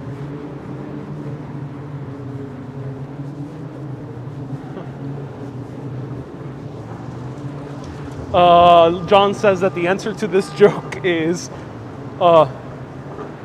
Tyrannosaurus Rex? I don't get it, unfortunately.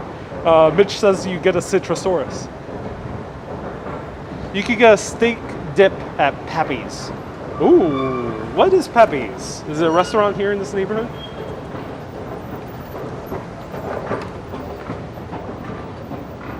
What did the lemons say to the lemon's marriage proposal? Okay, John. Another great joke. All right, let's see. Everyone, what did the melon say to the lemon's marriage proposal? I'm ready for this. Oh no. Phil says the answer to the previous joke was a Saurosaurus.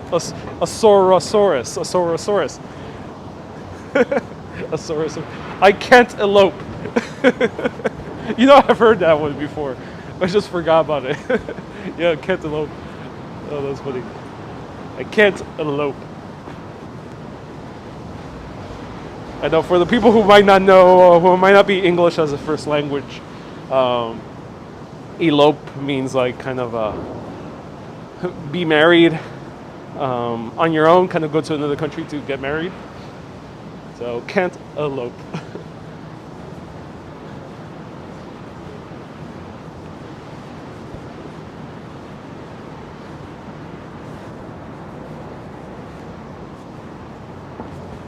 go back to the ferry and see Williamsburg.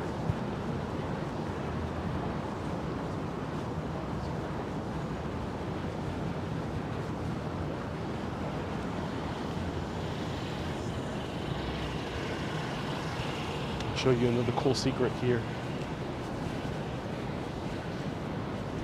Yeah, I'll show you the old candy shop. Yeah, Linda, you already know. Okay, John has another one. What do you say to a lemon that just lost his job and went through a divorce? Okay, everyone. What do you say to a lemon that lost his job and went through a divorce? So here's the old candy shop. Right there.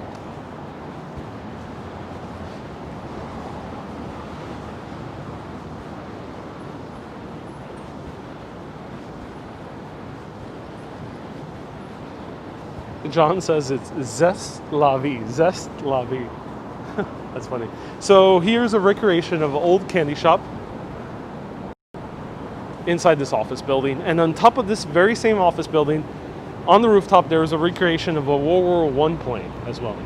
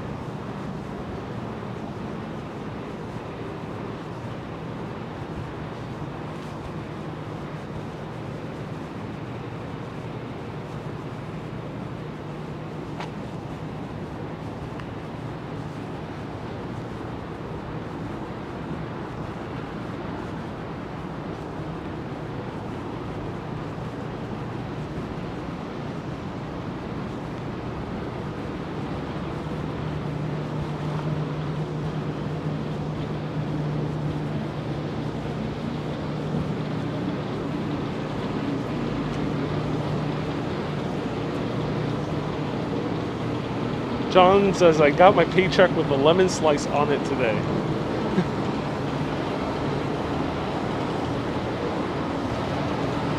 Phil says, run away up to Greta Green to elope. Ooh, where are you referring to, Phil?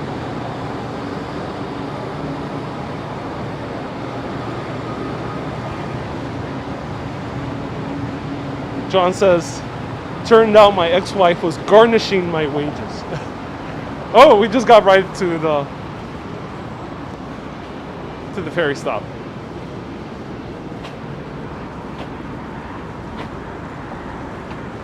Following on Google Maps, this is some prime wandering. Oh yeah, we just gone zigzagging. No directions on these wanderings. If you want to see more, something a little bit more direction, you gotta tune in Saturday and Wednesdays at 1 p.m. Those are my planned live videos. These are just really random. I don't know where I'm going, but I do at the same time. I don't, but I do. All right, let's probably take it quickly. Not sure which train this is. I mean, which ferry. Is the overpass purple? It is. It is. I'll show it to you a little bit later.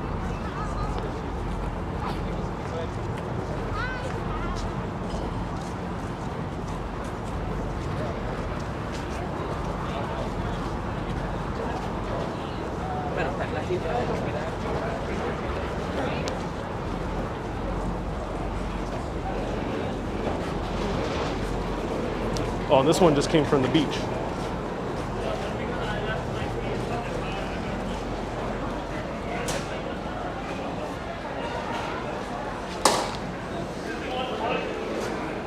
For such a packed ferry, they only put 2 ferry machines. That's kind of terrible.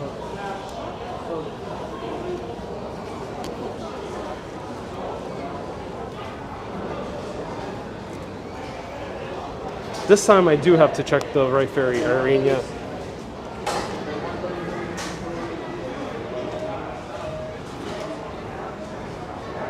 John, have I been doing the YouTube live streams long? YouTube I've only started about a few weeks ago. YouTube I only started about a few weeks ago. Facebook, I've been doing live streams for 4 years. Okay, let's see where we're going. 40 minutes. God damn.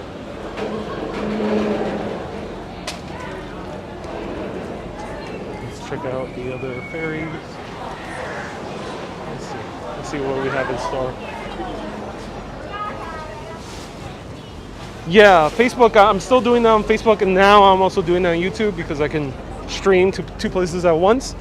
I've been doing Facebook for 4 years, so I know my live streaming.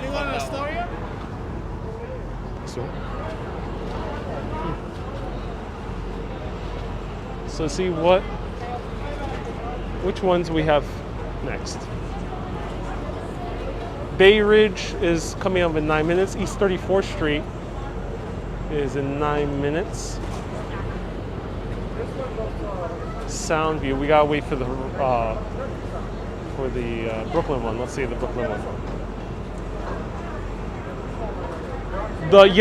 What I mentioned, the people just getting off the ferry, they came just from the beach. You can tell from all the coolers and the beach chairs.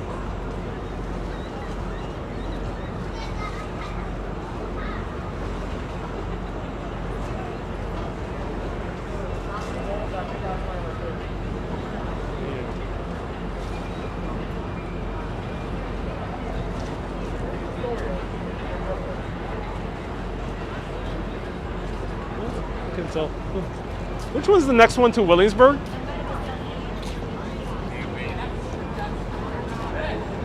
8 minutes, Slip. Which one? East River. East River? Oh, East. 8 minutes. ER. Okay, thank you. Which one is it? Slip Bay.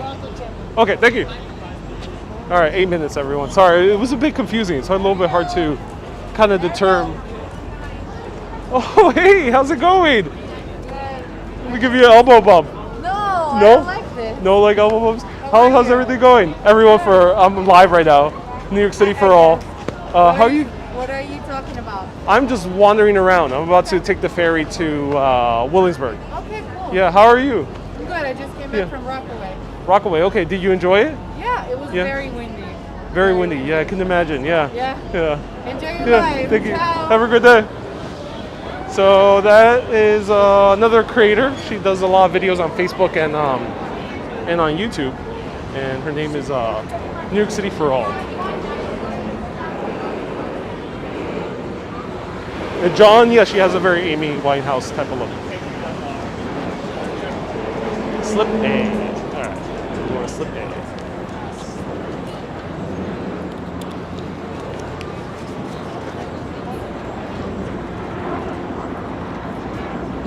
Elbow bump is what I usually default to when I see a friend. However, this is the first time I've been denied one, which is funny. All right, so we're waiting 8 minutes while we're around here as the helicopters pass by. The reason you'll see a lot of helicopters here is because we have a helipad. Where is the helipad? Where's the helipad? No, the helipad, there's a helipad I think here. Maybe. I think there's one here. And there might be a helipad. There's definitely one across the water as well. No ferry to Coney Island, unfortunately. No ferry to Coney Island. It is planned. However, the Coney Island residents are protesting against it. So yeah.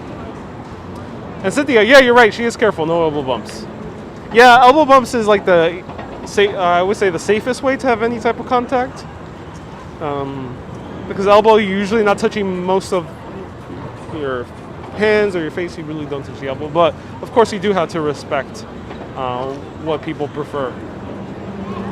I only do that with friends. She's a friend. I won't give an elbow bump to a stranger.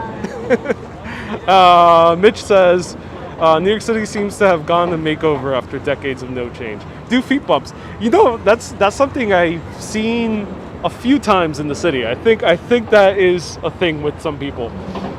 I just learned that there was an accident on the Nightlife building, helipad, which banned copters in the city. Ooh, I'm not sure when that happened. Yeah, I'm not sure when that happened.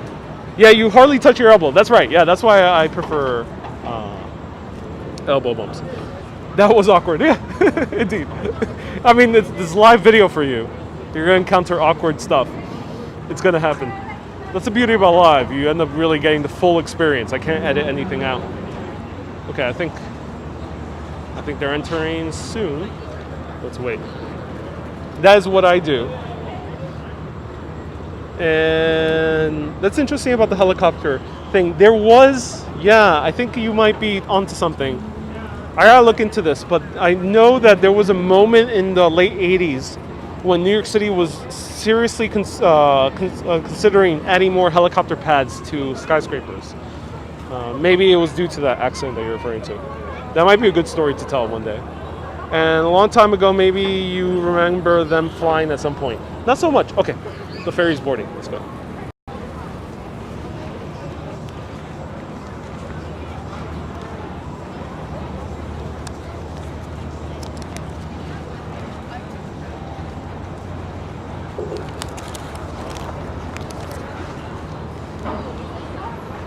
Irene says, again, I found a friend while filming. Well, yesterday, the Wednesday was someone who follows me, so I didn't know him beforehand. But this time around, she is a friend. I've bumped into her actually many times. This one going to Williamsburg? Yep. Yeah, awesome. Okay. Yeah.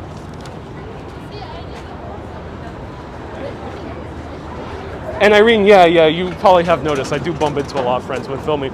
Actually, in the Empire State Building, I did bump into a friend in the Empire State Building, but that was after I finished my live video.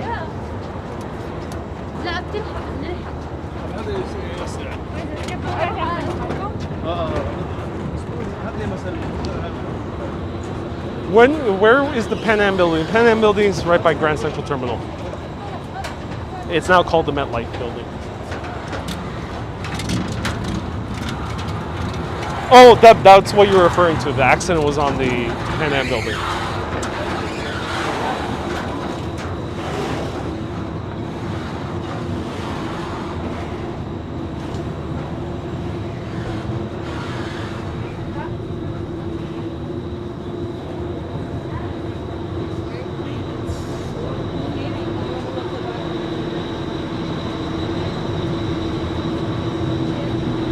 Stephanie, I watch a lot of New York City videos. Can't keep your facts straight. Yeah, I mean, there's so much to know about New York City. Sometimes it's impossible to know everything.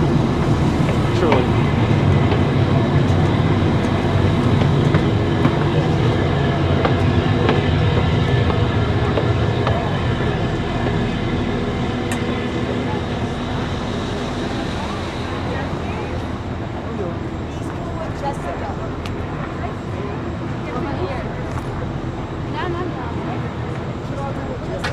Excuse me.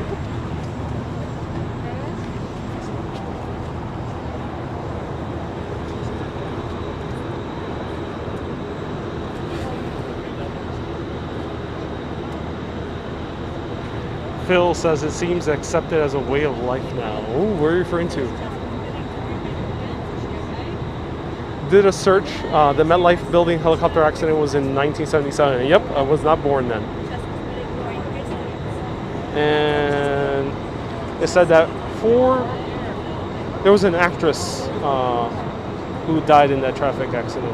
And that might be the reason why we don't have helipads, unlike a city like Sao Paulo, Brazil, which is known for having helipads all around the city on skyscrapers. Here, it's not so much the case.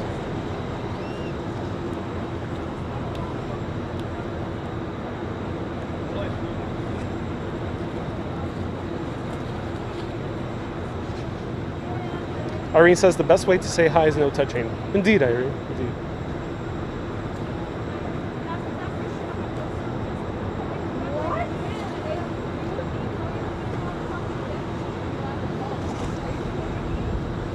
James, how's it going? Thank you so much for tuning in.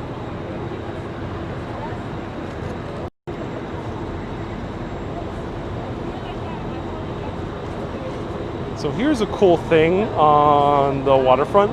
There's an area where the high tide seeps in and you can get your feet wet.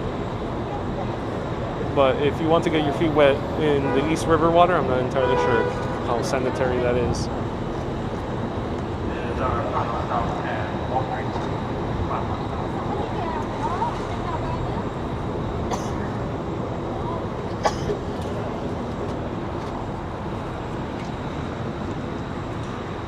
How long is the ride? It's only like 5 minutes. It's very quick.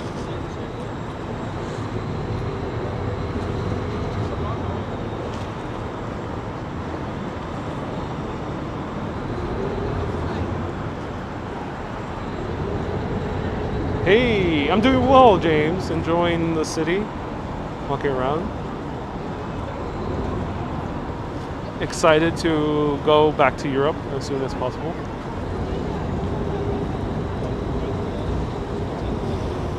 Oh, Phil is saying that the COVID-19 precautions are the new order of things. Yeah, you know, they might be for a few years, maybe a year or two. Though I will doubt that humanity will cease to stop giving handshakes or hugs or other forms of greetings that are through physical touch. I doubt that's going to be phased out for good. I just think this is just merely temporary because we've had a much deadlier pandemic back in 1918, and we still went back to giving handshakes and hugging.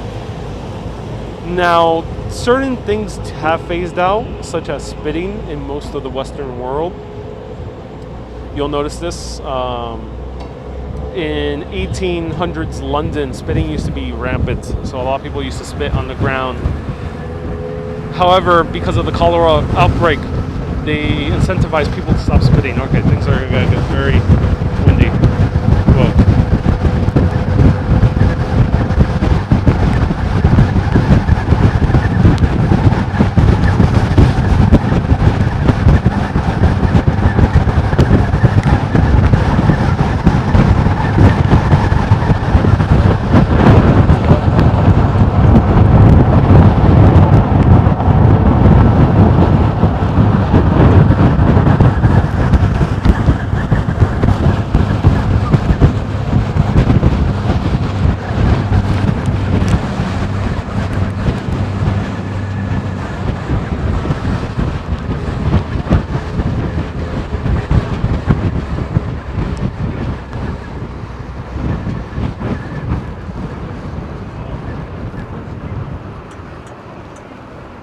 Stephanie, yeah. So cholera epidemic happened. I think it was around 1830s, 1840s. I forgot the exact dates. And spitting was fairly common among Britain and many other Western countries. And they found out that spitting was one of the reasons why cholera was spreading. I'm not entirely sure how. Don't know the specifics. However, it somehow spread. It made it worse. So they end up banning spitting. They end up making posters saying you can't spit, don't spit, it's bad for the pandemic, let's just spread it even worse. And after many decades, you just don't see that much spitting in Western countries. There's a few countries in the East where it's a bit more common, but it's just not more common. That has phased out. And I think that's phased out because just generally it's not so pleasant. I think that's more of a bad habit. I think shaking hands is now what's considered a bad habit. It just might not be the best thing to do right here, right now, during the pandemic. But I doubt it will just get phased out like spitting did.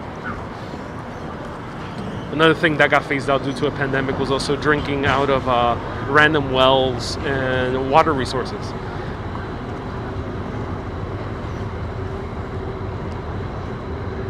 Or not having screens in your apartments if you lived right by swampy areas during the summer because of the outbreaks of yellow fever and then malaria. So that's another habit that kind of phased out.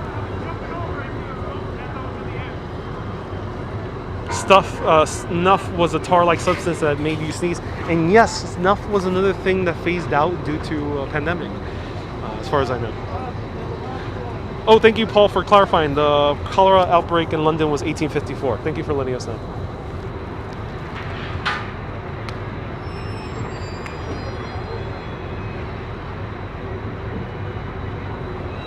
Some people want to bow to each other as a greeting.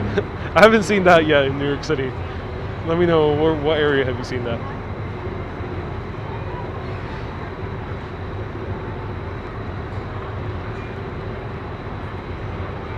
You guys gotta keep going.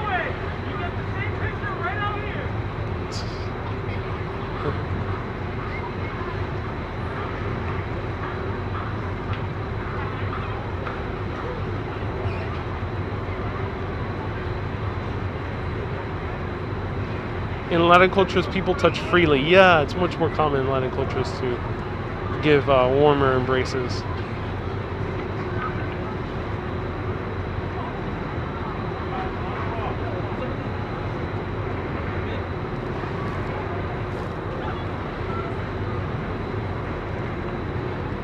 In Indonesia, it's against the law to spit. Same thing with Singapore. You could get serious punishment for it.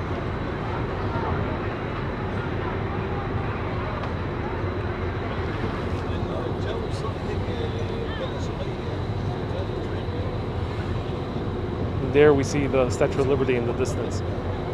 Catherine says it's so nice to see you out and about. I'm so glad you're enjoying it, Catherine. The Statue of Liberty is already starting to glow. The city sky line is already starting to brighten up. Not that many offices open, so not all of them are gonna turn on.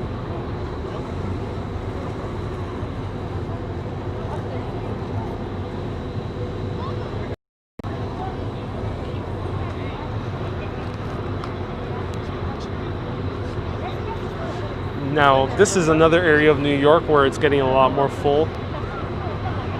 I did a video here maybe one or two times last summer, and it was nowhere near as full. Nowhere near as full. It's significantly fuller now.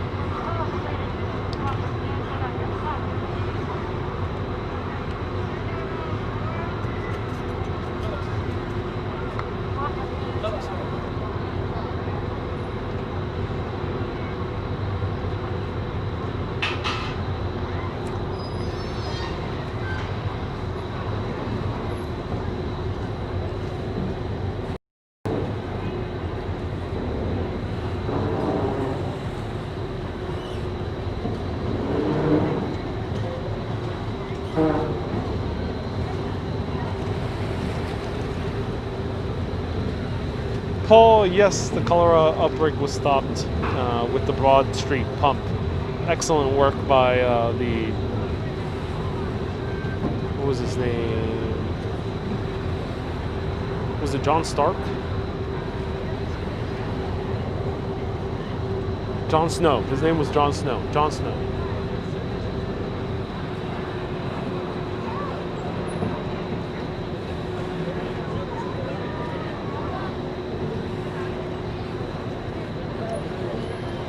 And we are right now in the neighborhood of Dumbo. This is Brooklyn Bridge Park on the ferry stop. We're waiting for the ferry to continue riding around.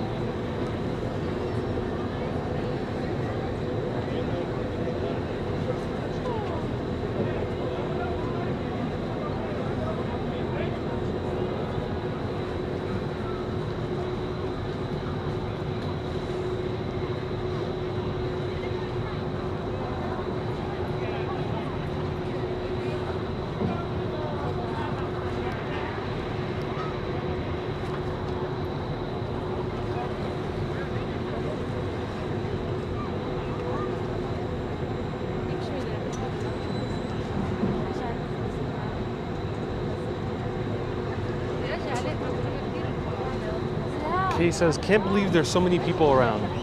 Kay, me too. I don't know. I think that something's a little bit off with U.S. and its perception of the pandemic.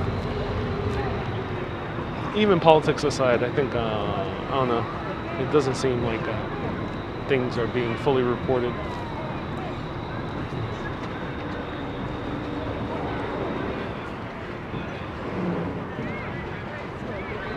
Why do they call it Dumbo? Great question. Dumbo means for down under the Manhattan Bridge overpass. So the Manhattan Bridge will pass it soon. It's the neighborhood that's basically between both bridges and a little bit off to the side as well. And that's the neighborhood of Dumbo. Down under the Manhattan Bridge overpass. It's an acronym.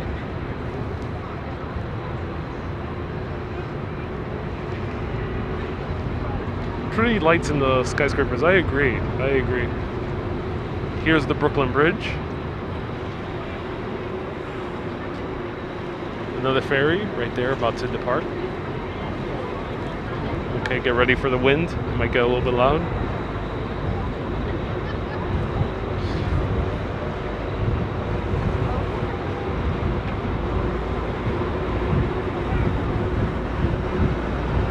ride is $275, yeah. But you have to pay each way. You can get a transfer if you use your phone, and you can claim that transfer, I think, within maybe 50 minutes. It's really cool. If you can, buy the phone, buy the ticket digitally, and you can save money by jumping from ferry to ferry.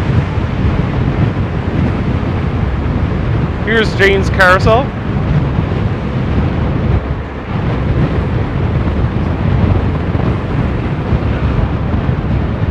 People taking photos. Lots of flash.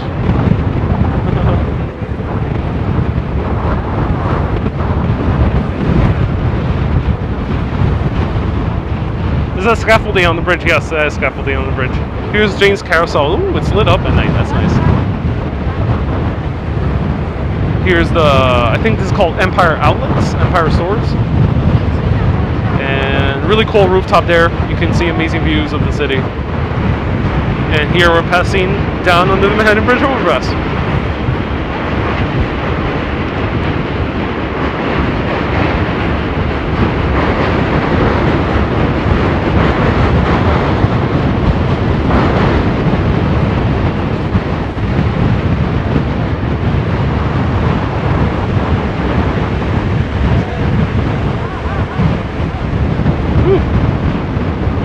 Too much wind.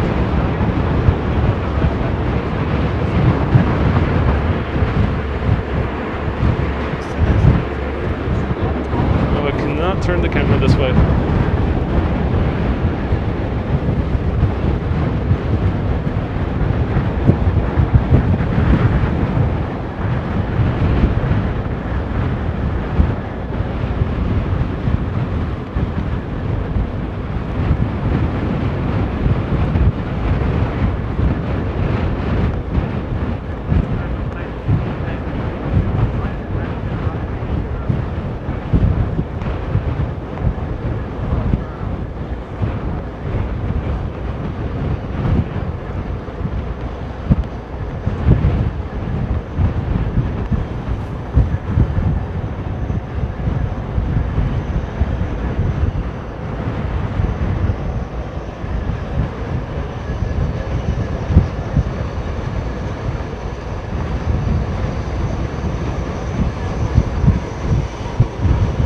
John.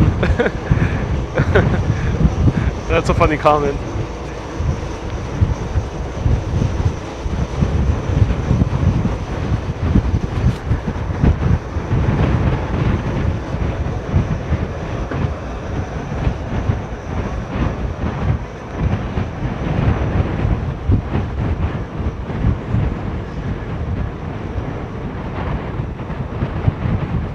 Phil says, how can concrete make such a beautiful landscape? I agree, you know, concrete and steel and glass.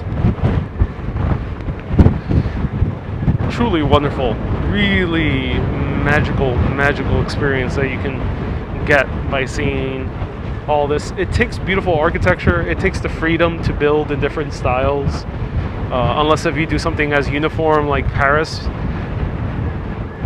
However, the beauty of New York is that there has been more freedom in terms of building in different styles, so you have this kind of varying landscapes. Also, New York is very commerce-centric, so there's always been a rush for bigger and bigger, better buildings, taller, more interesting looking, better placed, better positioned, and all that has created this landscape that you rarely find in other cities around the world. London is a capital city, so it doesn't quite have that intense commerce. It does a little bit like New York, but not as intense. Paris definitely not as intense. Paris is different because of its uniform architecture generally around most of the city. You have Rome, it's a very old city, but New York is unique in that regard. Here is Wallabout Bay. This is where the prison ships during the American Revolution were located. More Americans died here in Wallabout Bay on those prison ships than they died on the battlefield. The British were notorious for mistreating the American revolutionaries, leaving them starving to death. Disease rapidly spread within these prison ships. However, now we have the Brooklyn Navy Yard, which is a huge tech hub, and also lots of creative manufacturing. So there's 3D printing companies, there's urban farm companies popping up here. These are all really interesting companies. John, you say keep doing these streams. You'll have a couple thousand watching every time, no doubt. John, thank you so much for the encouragement. You know, I've been doing these live streams for 4 years, and I've gained such a wonderful audience on Facebook, and I hope to also grow on YouTube. So I really do appreciate that comment. And it would be nice. It would be nice to bring these live streams to thousands at the same time.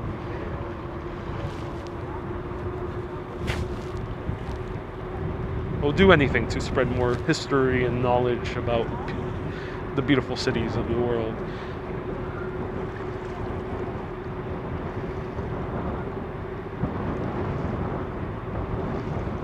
The boat is going much slower. I think it's because of the higher tide, and it might be because of the wind, though I'm not entirely sure.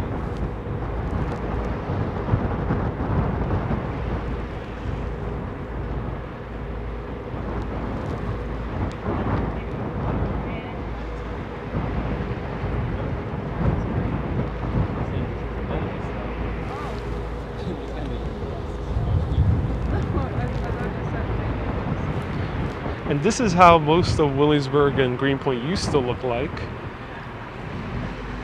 It was filled with ports, actually almost the entire coast of the East River, and also along the Hudson was covered in slips, docks, and ports. And they very much look like this. However, in Williamsburg, and we're going to see soon Williamsburg and also in Greenpoint, they have been converted into outdoor spaces like Donald Park, and we have beautiful waterfronts.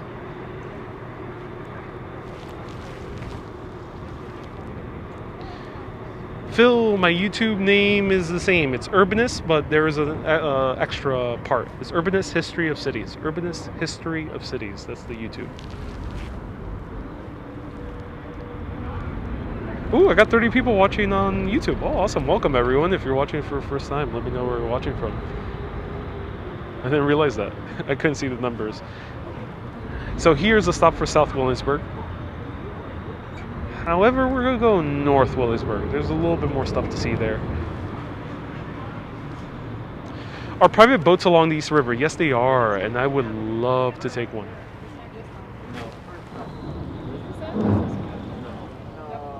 Chakra, this is your first time watching? Is it?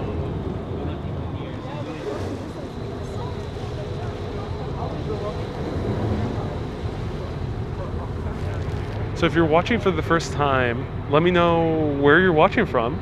I'm curious. And let me know, have you been to New York City before?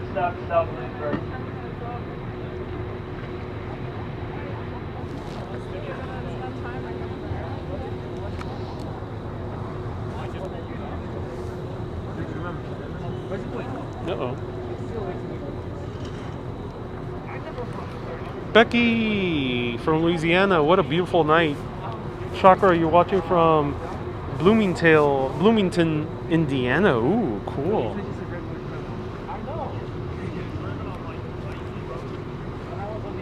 How deep is the river? Very deep. I'm not entirely sure what the depth is by feet. If anyone knows, let me know in the comments. But it's deep enough for large naval ships to pass by. So there used to be these naval, I'm not entirely sure what they're called, but ships. The larger ones, not quite as big as aircraft carriers, but the ones that are smaller than that, used to come here on the East River. And they were built in the Brooklyn Navy Yard over here. So we see the views of downtown Brooklyn. Right there. Brooklyn is rising very quickly. So right here, Brooklyn Navy Yard, they used to make naval ships. Phil says, you're so lovely, deep river, 40 feet. I can hear the murky bad currents. Yeah, I think that's why the ferry's going slow.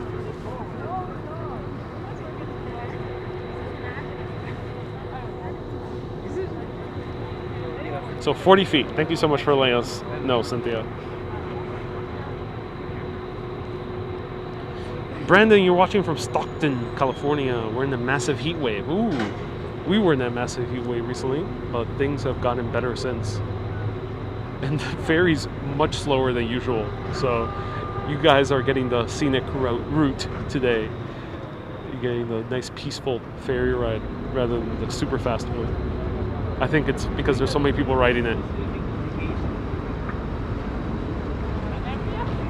Alright, say goodbye to South Williamsburg. Oh wow, this is new.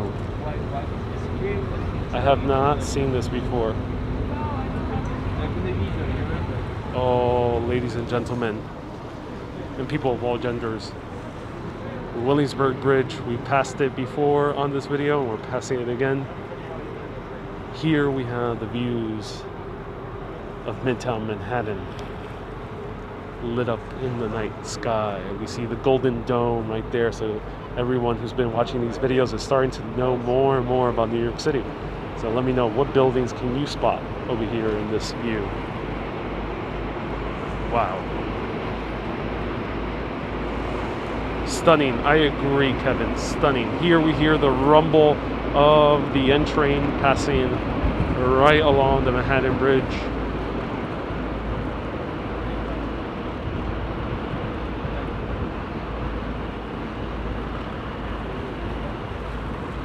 You see the train. Just look at the Manhattan Bridge right there.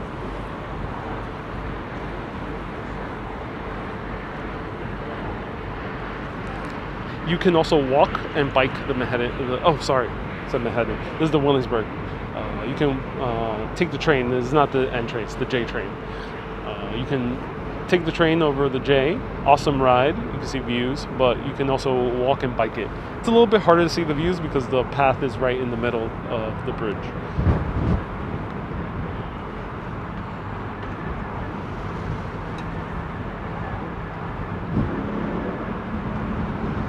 Okay, you're so in love with the skyline. Oh, I'm so glad. Me too. You know, it's can't get tired of the skyline. Oh, the lights of the Williamsburg just turned on. So cool. The cable lights. It looks like an animated oil painting. It does. I think that might be the iPhone because the video quality might be not so high because of it being much darker now. But yeah, you're right.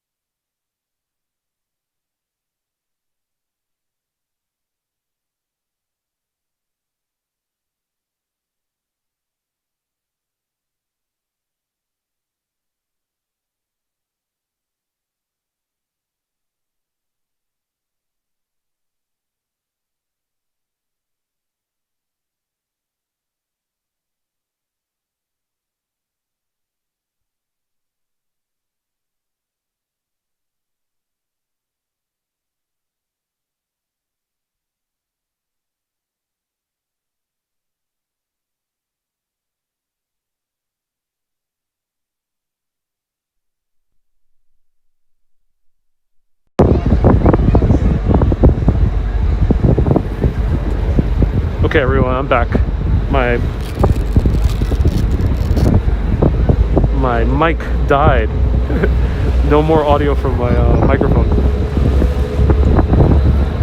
Okay, no more audio from my microphone, so hope everyone can hear me. Here we have Domino Park as well. It's gonna get very windy, everyone. I just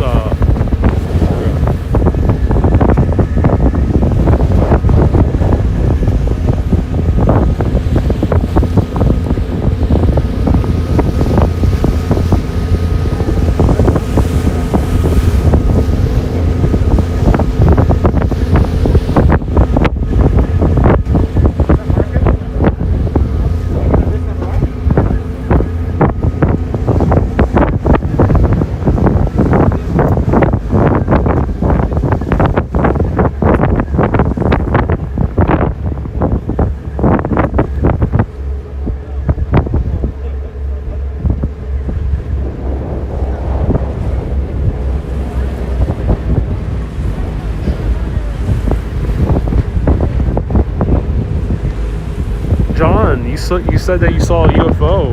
Ooh, where?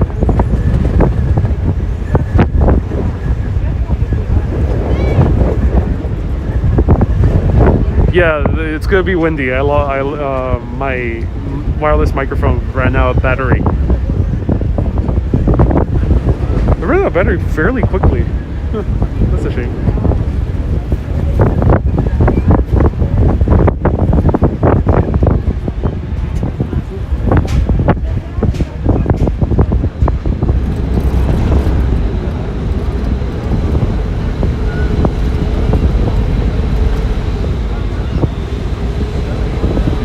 So John says he saw a UFO. If anyone else saw the UFO, let me know in the comments. The ferries go by night. Yes, they do. I think until 11 p.m. Okay, we have arrived, ladies and gentlemen.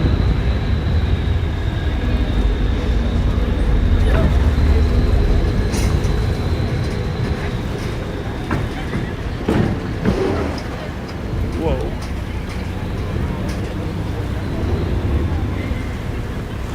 Kevin, what a day's journey all over the map. Oh yeah, we basically made a huge circle around the East River.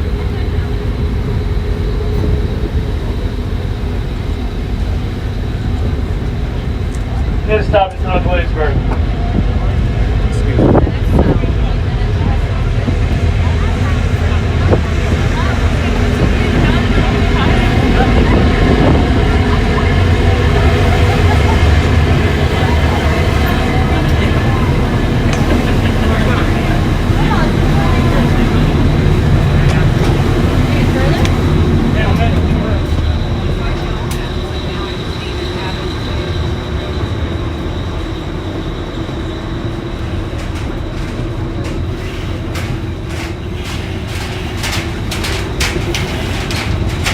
Thank you.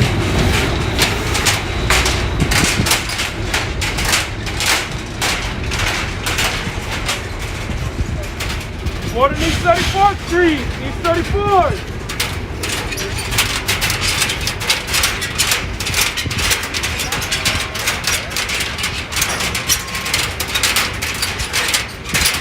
Patricia, you said long ago, early 1980s, I saw a UFO over Fort Lee in New Jersey. There has been many sightings on the Hudson River Valley. I wouldn't doubt it. Hudson River Valley has many very strange history, which I actually got to cover more of. I wouldn't doubt about the UFO sightings. Also, Hudson River Valley has a long history with the occult, actually.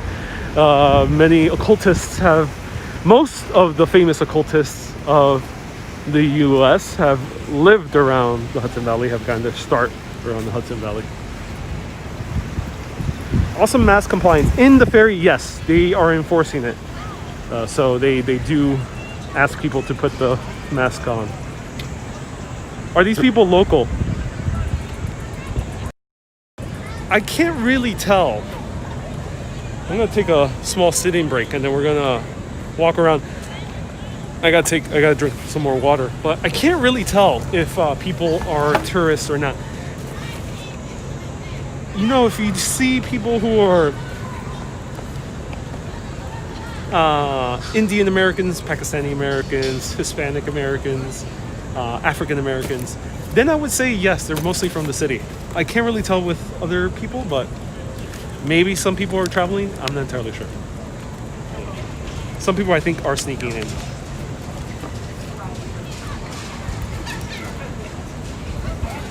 And look at this view. Wow. Amazing. Okay. What should we find here in Williamsburg? And let me know. What would you like to see? Oh, vlogging. Yeah, I'm doing vlogging.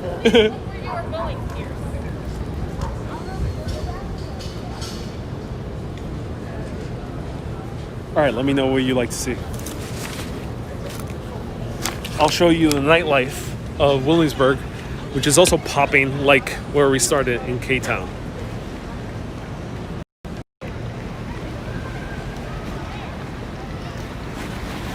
But before we get into Williamsburg, let me show you the skyline.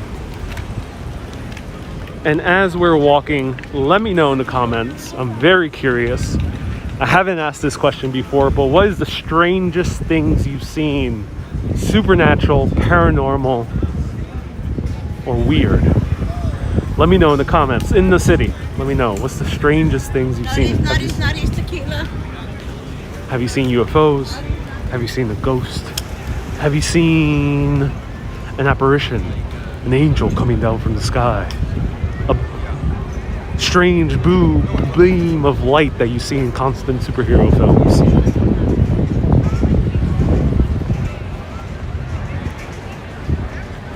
Jamie, am I Sergey Brin? No, I'm not Sergey Brin. I'm not Russian. I know who you're talking about. He does videos very similar to me. Yeah, no, I'm not Sergey Brin.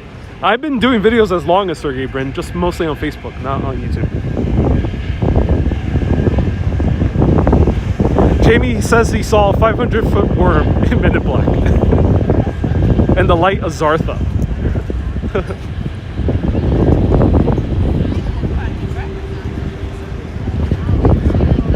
Wow.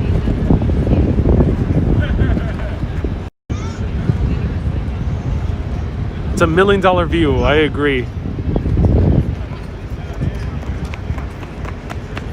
So, Jamie, if you like Sergey Brin, you'll probably like my channel. I do very similar things.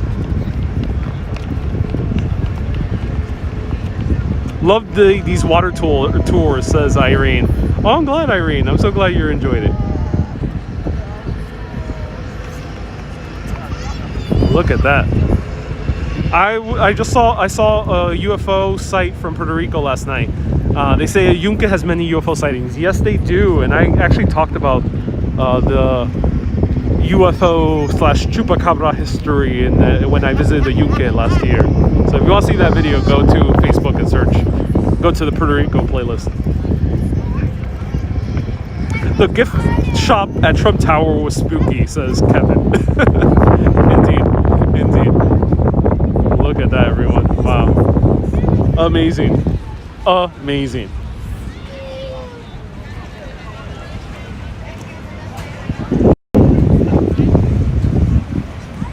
I've seen a zombie eating a dog before and the police shot it. Oh, John, you have ventured into strange territory. So this is life in Williamsburg.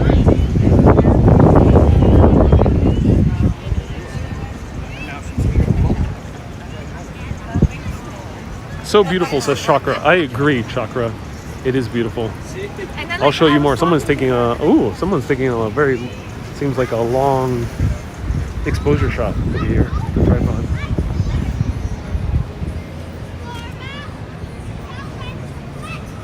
Apparently Flushing Meadows is the portal to Tomorrowland where Nikola Tesla's resides now. Oh, interesting. Nikola Tesla lives on.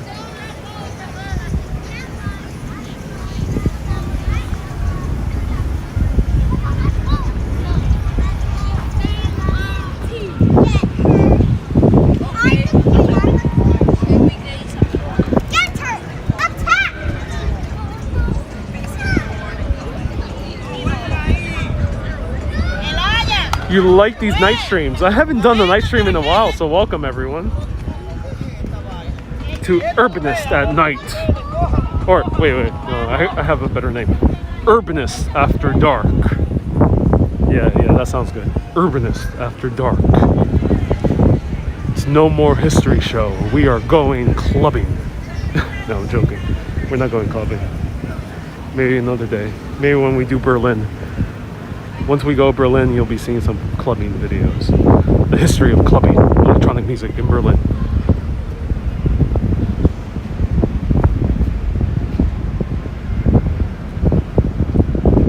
Hello, Silvina. Thank you so much for tuning in. Welcome. I like it. He has a hef aroma. Oh, what are you referring to? Sorry, Ariel. It's almost no need to apologize. Linda, thank you so much for tuning in. Welcome. See you later. Thank you so much for tuning in. I appreciate it.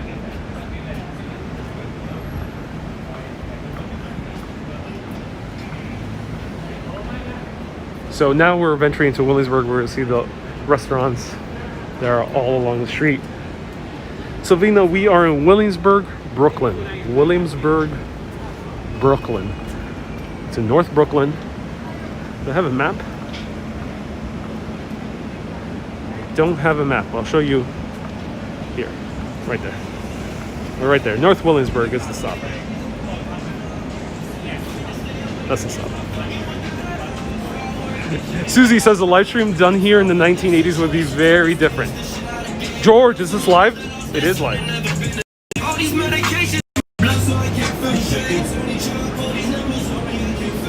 It is live, George. Oh yeah. We're doing it live. Here's a coffee recommendation. Of course, they're closed at this time, but Café de Colombia, really great coffee. Classic Colombiano coffee. And I am running out of battery, but I still kind of want to continue live. Who wants to see more? Let me know in the comments. If you want me to continue on for maybe another 30 minutes, press that heart button, press that like button, leave me a star, leave me a super chat. Help support the show. And I will connect to my portable battery.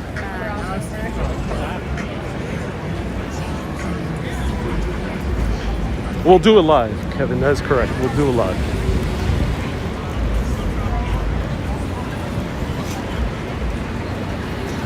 Susie says yes, more. Janet says more.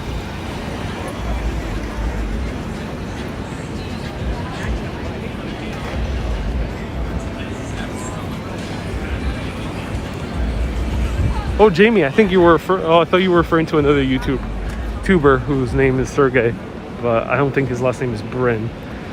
All right, everyone, I gotta connect to my battery. Let's find a place where I can put my camera down. This place is better as ever.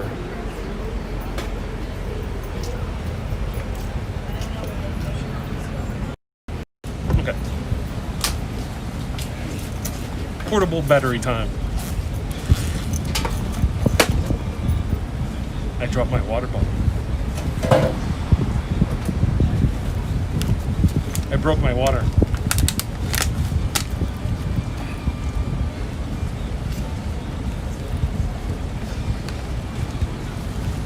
Boom.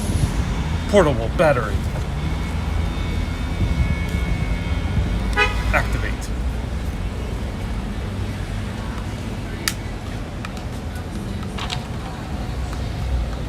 And cable.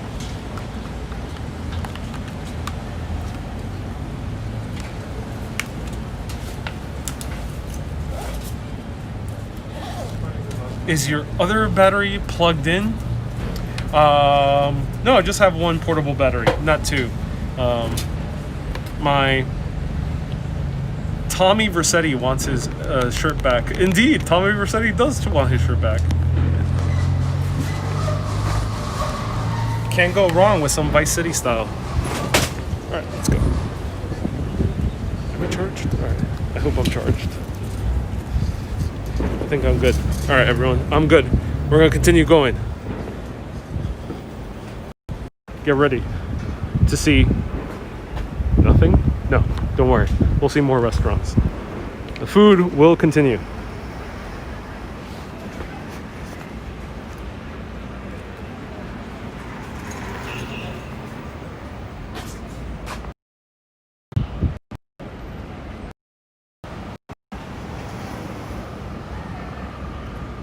Oh, Phil has an interesting supernatural experience. He said she felt a very strong presence twice. Once in my house where an adult daughter died. Oh, and the other day by a bush in the rural part of the Thames. Thames is scary at night. It's so empty and the tide rises so quickly. Each time I stop to receive the experience and the presence. Oh, interesting. Interesting, Phil. That's very nice of you. Yeah, sometimes you just gotta let things roll. You're cool. Jamie, I appreciate the compliment. You know, I used to love Grand Theft Auto.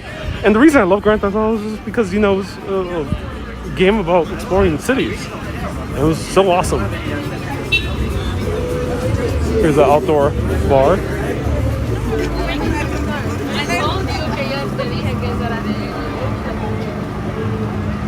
Vidal Sassoon loves your hair. Oh, I don't know who Vidal Sassoon is, but I will accept that compliment. Thank you.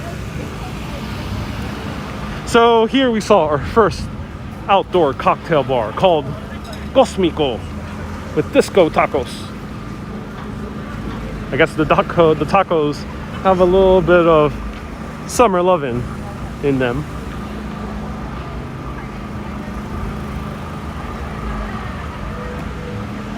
Hey Cynthia, I appreciate you sharing with Puerto Rican group.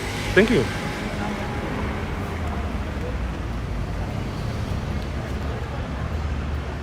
Thank you for sharing, Phil. I mentioned. Jamie says, I used to see a lot of spirits when I was a bartender. Jamie, I can imagine. The spirits must have been very strong. Very strong.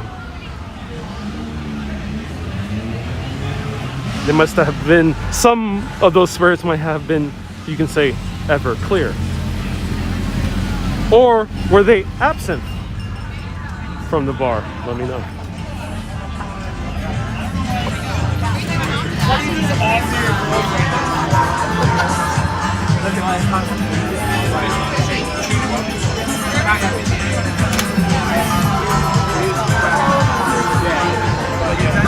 Here. Oh, you guys come here with puns. I will bring all the puns. It will be a very punishing night with all the puns. Have New York's forgot to use their horns? You know, you just jinxed it. Exactly when you said it, there was a horn. Here's another restaurant. This one's packed. And there is even a DJ playing some disco. Rosarito. This is one of the older restaurants in Williamsburg. It's been here since I started coming here in 2009. And there's a cool old sign up here. Oh, I wonder where that's from. There's a horse and carriage being depicted. And let's cross the street.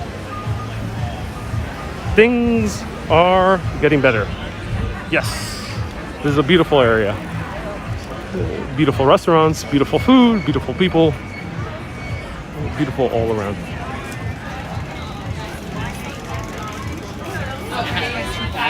Wait, are you? I don't make bread. There's like jokes all over the place.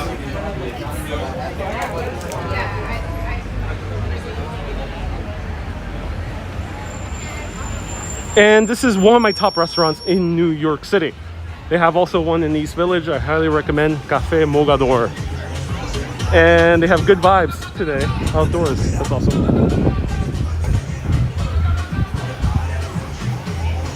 So it looks like the Village in the 70s. Yeah, it has that vibe. I've seen videos of the Village in the 70s. And it does have that vibe. Williamsburg is the Village, the modern day Village. However, you know, Village was a little bit grungier. So if you want to see like more like East Village vibes, then you will have to go into Bushwick, which we can walk there. No, that'll be a long walk. Let's go to Bedford. I'm gonna go to Bedford. Let's take all of you to Bedford. I don't know how many people I have watching at the same time. Let me know on Facebook. How many people do I have watching? How many people do I have watching on YouTube? I'm curious. I hear music. Let's follow the music. George, you've been to the Village in the 70s. OG, George. That's what we say nowadays. I think OG started in the 1990s or 1980s. But the term is OG, means original. You're an OG, George. Let's follow the music. 57 on Facebook. Oh, cool. The disco place looked fun. Yes, it did. I hear music. Let's follow this music. Your walks are so beautiful and informative, and even tell me how people are handling COVID in New York. I think your videos can be in the news as a spot. Oh yeah, indeed. That'll be fun. Ooh, got 40 people on YouTube. Oh wow, everyone, welcome YouTubers. 207 emojis. Is it warm? No, it's a nice breeze. Get a beer there. Yes, I'm gonna find a beer somewhere. Trust me. some type of food will be, or cocktail will be involved, or beer will be involved in this broadcast.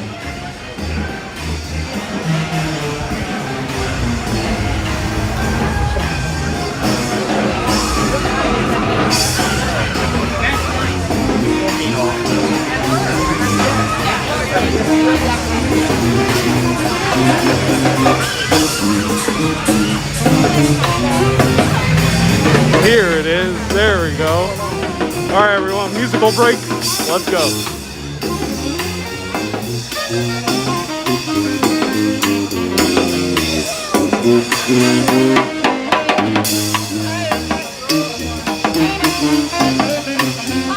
Kevin, I appreciate your sacrifice.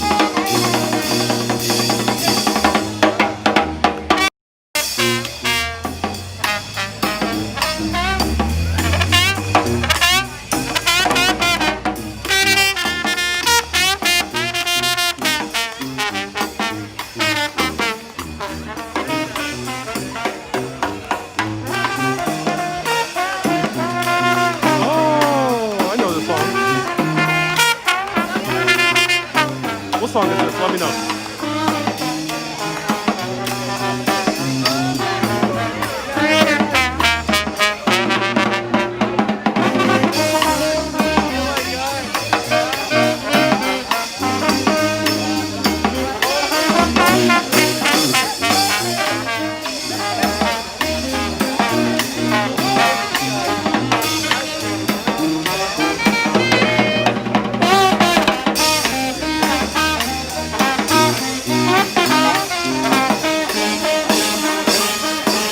It Wasn't Me by Shaggy. Oh yeah, you're right.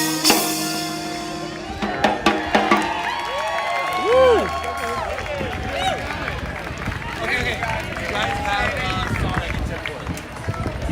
We are Breakdown Brass. You can find us on Instagram. Yeah. You can find us on Venmo. We appreciate you, man. Thank you. That's so much fun. Have you ever been to Villa Berulia? No, is that in Williamsburg, Kathleen? I haven't heard of Villa Berulia. Brass band and masks. Yeah, I mean, they're surprisingly... One of them is wearing a mask, surprisingly. Very impressive. It's wonderful. Let's see if they're going to play another song. So we have a huge crowd. We have a few restaurants. This Greek restaurant is always packed, called Ella. And lots of people out and about. Brooklyn, we fucking missed you! Oh my god! We haven't played music since March. You guys fucking rock. I think they're gonna play more.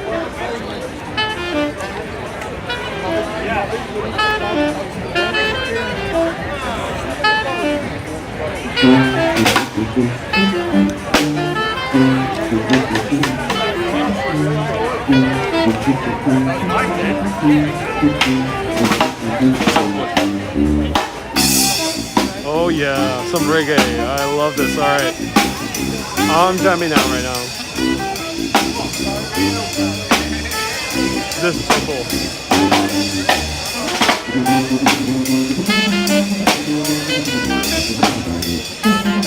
Yes, we're in North Williamsburg.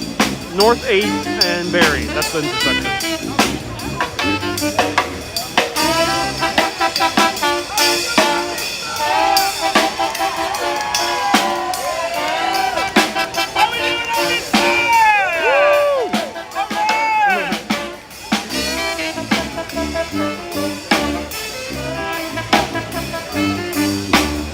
Is there anyone over 34 in Williamsburg? Yeah, I mean, there's a lot of people here above 34. But above 50, above 45, I think it's a lot less.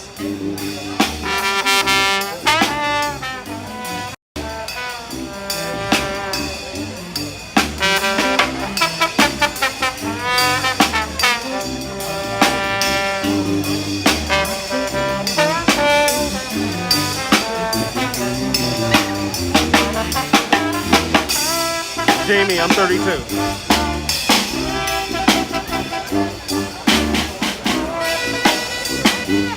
Oh, there we go.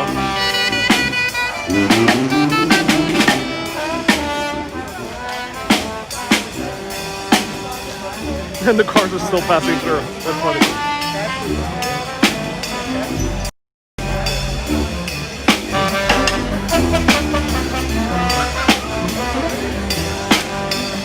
Oh, it's so much fun. These guys are very famous, especially for playing in Union Square.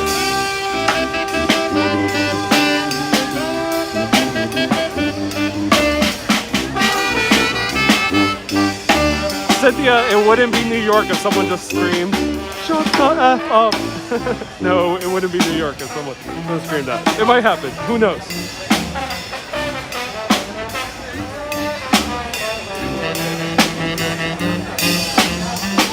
Chakra, no, I just said that there's not that many 45 plus people here. Very few 45 plus.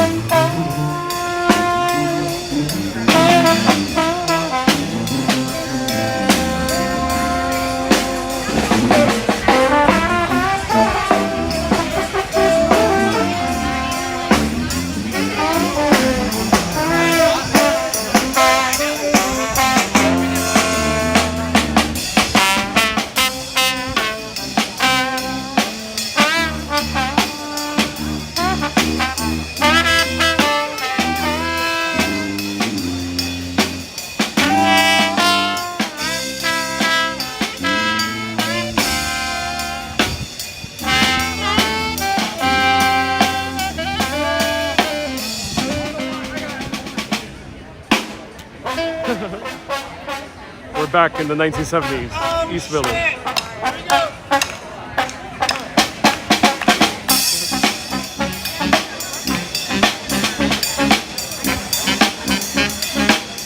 Oh, this is good. I like this.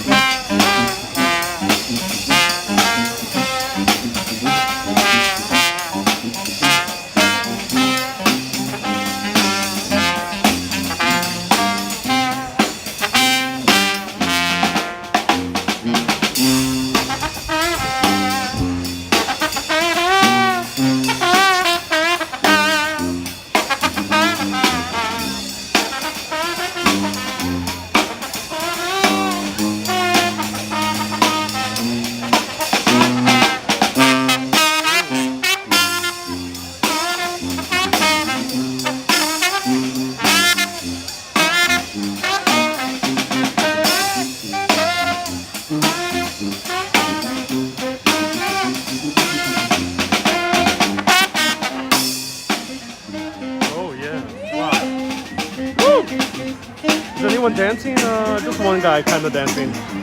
I haven't seen anyone dancing yet. A few people were when I first came here.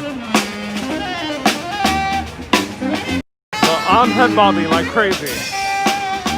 I'm doing some head dancing.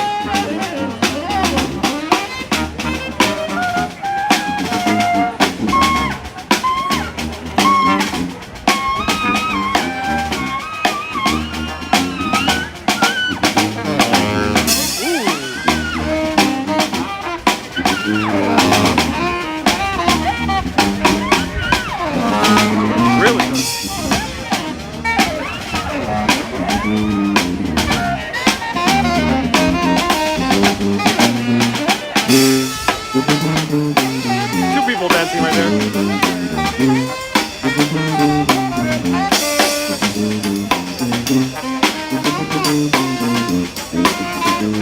Carolyn, thank you so much for watching. Have a good night.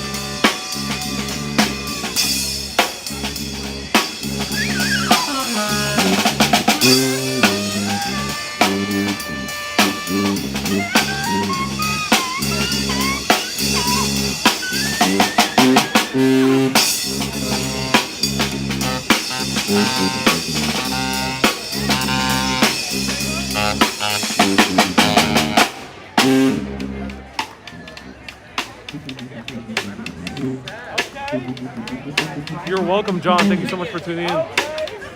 Still a little bit more. I think we're gonna find some pizza or a cocktail. We're gonna find something. Everyone, who knows? We're gonna find. The wind is at our back. Going with the flow. We're embracing the city.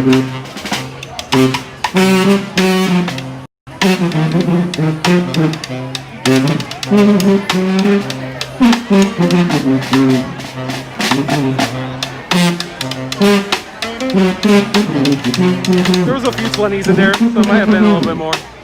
They have 3 buckets.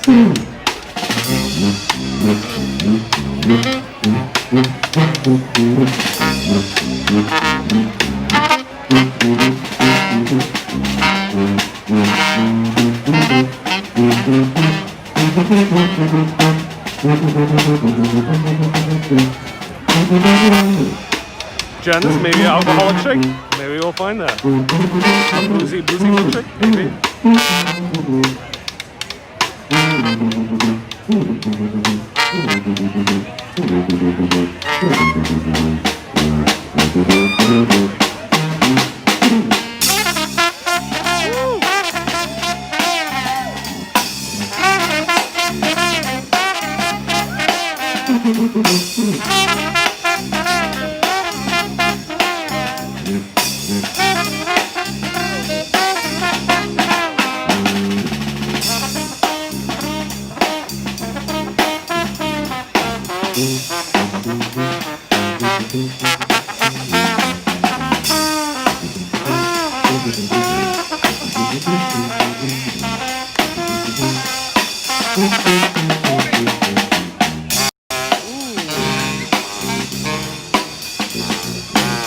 Hey!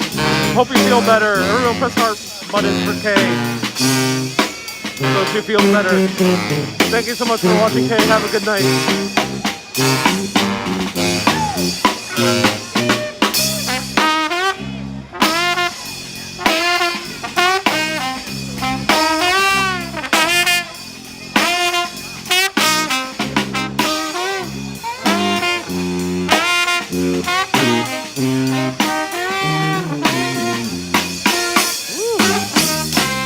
Wow, that was amazing.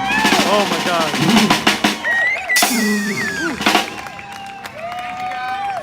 Everyone follow Breakdown Brass. And they have Venmo. So much for your donations. We really appreciate it. It helps out. We're going to take a breather for at least 5 minutes or so. But a few might not matter. So they're taking a 5-minute break, and will continue forward into the night. What will happen? Who knows? Stay tuned on Urbanist. As the night goes deeper, my voice will end up getting more dramatic. And by the end of this broadcast, my voice will be fully movie trailer voice. In a world, one man, one live stream. He dared to defy all limits of Facebook and YouTube to go into the night and see what great pizza is out there. That's my movie trailer voice, everyone. That's my movie trailer voice, everyone. So let me know, what are you guys feeling for food? Feeling anything for food? Let me know. So what are you feeling for food, drinks? Let me know. In a world.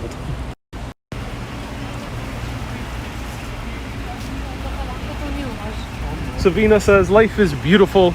It really is. It really is. It's truly wandering. As I mentioned, sometimes you just have to have zero direction and just let the wind be at your back. Drew is down for some Polish food. We're close. We are close to Greenpoint. All the Polish food is in Greenpoint. Sarah says pizza. Have some lemon with honey to soothe your voice. I do need some lemon with honey. I'm very parched. Speaking with a mask is very parching. I will need, I think I'm gonna do that once I get home, especially.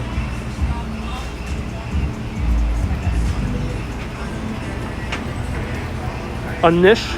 John says Wendy's. No, John. I appreciate the recommendation, but no, I have to say no to fast food. We're in Williamsburg. If you're in Williamsburg, you gotta go have some pizza, some dishes, some dim sum, something. Pierogies, a juicy burger with a Coca-Cola float for pudding. Oh, interesting. Here's one of my favorite pizzerias. Vinny's.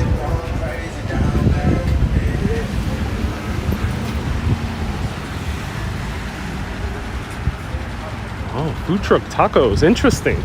We got a lot of options. However, let's explore a little bit further. I think Yeah.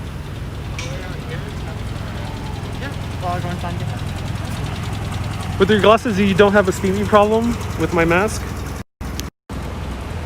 No, not at all. I can't see anything, but it's okay. Yeah, I do have a steaming problem. I tried to do this, but it doesn't work too well. Maybe I should just go glasses free. Maybe that will work better.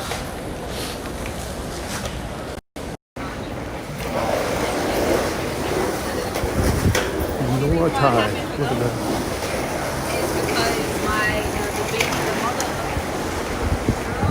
There's roving gangs of skateboarders now out in the streets.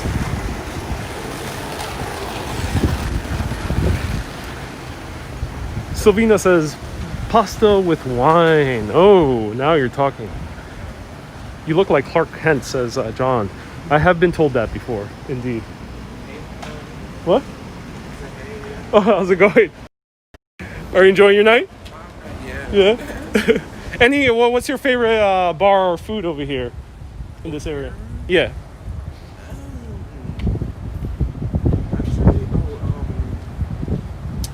There's like, it's like really cute, like it's like bougie now. Yeah. Like right here, Ooh. literally on this like left on the street right here. Oh, this left over. Yeah. On Dregs. Oh, okay. Bougie is nice. Yeah, right. Yeah. I forgot the name of it, but I would like to shout it out because it is like they're really like nice. It's like an Asian cuisine kind of thing, but they really Ooh. have a good like bar, like a good like yeah. Okay, I'm gonna check that out. Yeah. Awesome. Have a great night, man. You too. Okay. So that was a nice recommendation from, he appears to be a local, from New York at least. And let's check it out. Yeah, sorry, I did not see him behind me, and I got a little bit startled at first. But yeah. Let's go. Let's see what this Asian bar is about. Oh, I think he's referring to Fushimi, which I've never been to.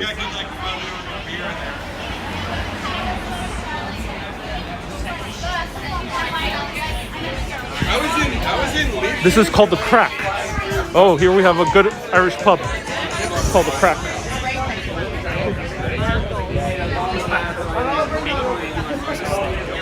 Oh wow! I think I know why he recommended it. Look how packed it is. I still think like I'm walking around the village. Yeah, there's a lot of village vibes here. Look at this, everyone. Whoa! So this is what the gentleman recommended, Fushimi, and look how full this is. This is probably one of the biggest restaurants I've seen, and it's so full.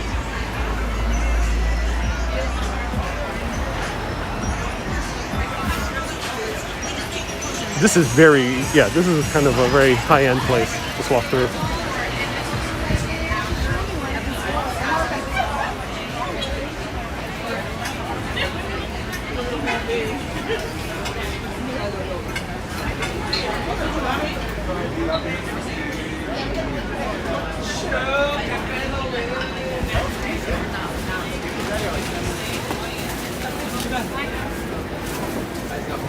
Wow, that is you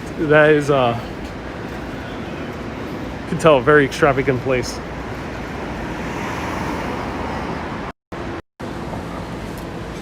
So they do these cocktails there. We saw it very briefly. That come in like what used to be Capri Sun. So pouches, they come in pouches. Very interesting way of serving a cocktail. A bit too kind of upscale for me for this live stream. So let's continue walking around. Let's wander around. We'll find something. I generally have a good idea of what I can show you. Maybe I can show you the best pizza in Williamsburg.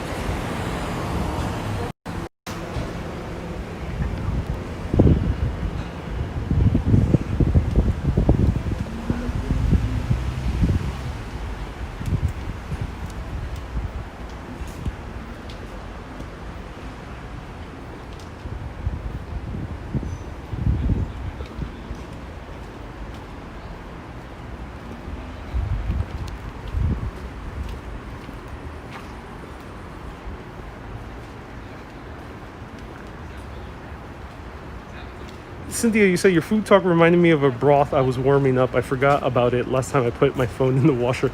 Oh, You were cooking a broth. Interesting. Kevin says immersive. Oh yes, Kevin. This is a truly deeply immersive live stream.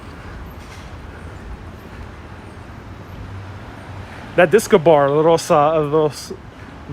Oh yeah, indeed. That was a beautiful disco bar.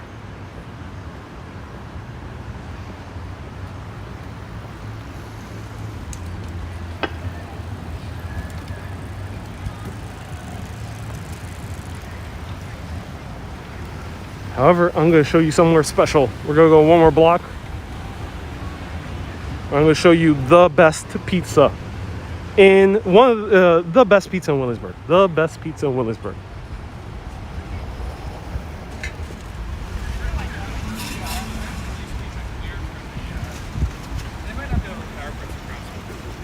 Hopefully it's not super packed because it is the best pizza. Here are the high rises that are popping up all around.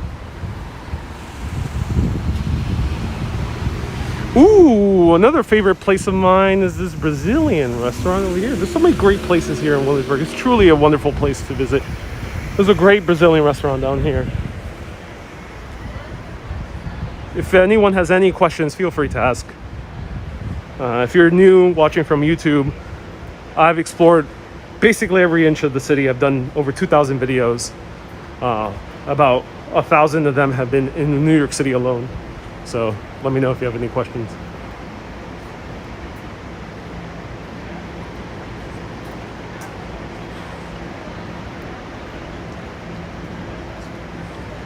Cynthia, I'm wondering how you can send this to New York One. Well, best way is to find the email of one of the reporters, or Instagram, and send them a direct message. I think those are one of the two ways to get in contact with them and send them my stuff. I really do appreciate it. Christine, just you wait. Just you wait. We're kind of in a curvy street, so we're kind of having to do some weird turn. Yeah, we're having to do some weird turn, so we gotta go this way. Let's go this way. So, right street, I am at North 1st and Union Avenue. And we're about to turn this next street over here. North 1st. North 10th and Union Avenue.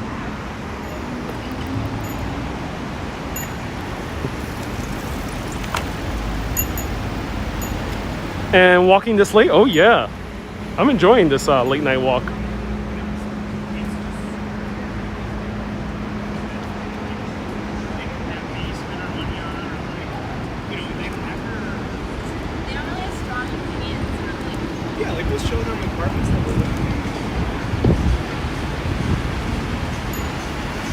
There we go. Nice little bar.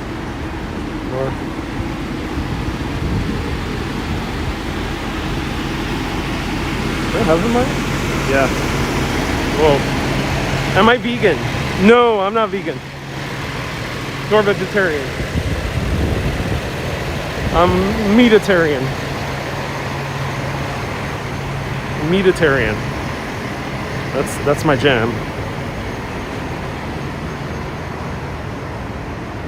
I only eat things with eyes on them. No, I'm just joking. I enjoy all foods. Martias from Uruguay, bienvenidos. Para las personas mirando en español, yo soy fluente en español, puedes preguntarme cualquier cosa que tú quieres de Nueva York. Estamos ahora explorando Williamsburg, Brooklyn. If you're watching in Spanish, I also am fluent in Spanish. You can ask me anything. Melissa says carnivore. All right, now we're getting close to the best pizza in New York. You'll find out the name soon. Trust me, the name is very special. It's very special. It's very honest. The name has a lot of integrity because the name does not lie of the best pizza in Williamsburg.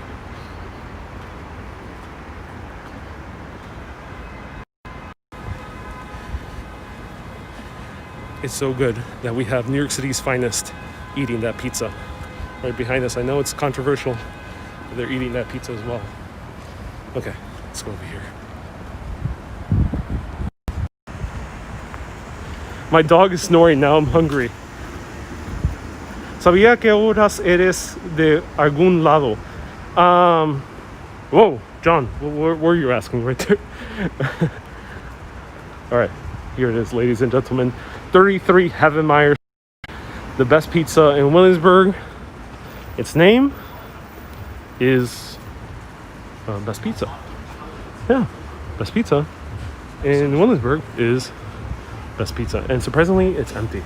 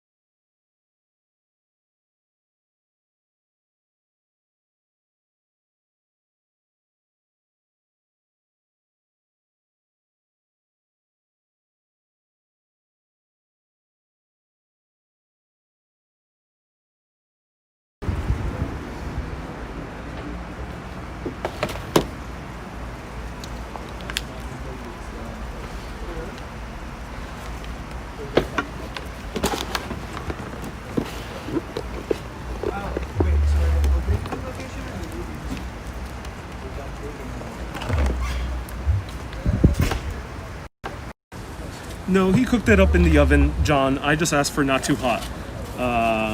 Because sometimes they serve it boiling hot. It's good if you're taking it to go, but this is a video and I want to eat it as soon as possible on camera. So I asked for not too hot. So he did stick it up in the oven. And CB, yeah, I'm still filming. So here is Best Pizza. Now, when you go in other places around the world, they sometimes say that they're the best. Usually they are full of shit, to be honest. This one isn't. The music does get loud inside, but it's easy to take out. And there is a park nearby called McCarran Park where there's people usually sitting out even late at night. And it's very family friendly. There's usually a lot of people out there. So there's options out here. And the pizza is already warm. It basically came out of the oven right before I got here. And I got myself their best slice, in my opinion, is the white slice. Let me show you.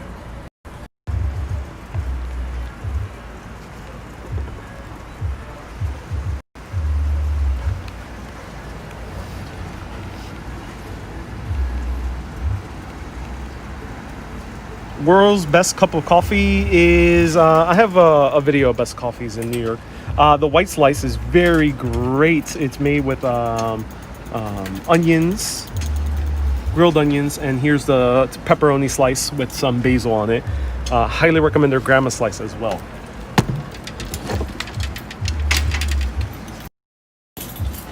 And what time do they close? I think this is a pretty late night spot, so it might be 1 a.m. 1 a.m. I've come here when it's packed to the brim. I'm surprised there's almost no one here. Usually on the weekend, this is really packed. It might get more packed after 11 p.m., I would bet you. So you come here, this is a late night eating spot because restaurants tend to close their kitchen by 10 to 10:30 to 11. So this ends up being like the spot where people end up eating after going out and like drinking or dancing. So the white slice, everyone. Their best slice, in my opinion. These guys make the best white slice in all of New York City. It's the best pizza.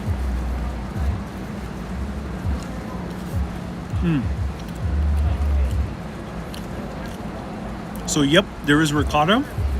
There is a cheese that's not mozzarella. It's something else. There's some kind of shaved cheese, which I'm not entirely sure which one it is. And the cool thing is that they have a sesame seeds on their crust. So white slices can end up being pretty plain if you have it in most places. Italy does white pizzas very well, but you do run the risk of white slices in most places in New York to be pretty plain. This one, filled with flavor. So the cheese is really striking. They use a great combination of 3 different cheeses. One of them is mozzarella or mozzarella, but we're in New York City, so we're gonna say mozzarella. Not ricotta. We are in New York City, so I'm gonna say ricotta. And I'm not sure what the shaved cheese is. It might be, I'm not sure. Pecorino, maybe? It tastes like pecorino. And it's cool with the kick of the grilled onions.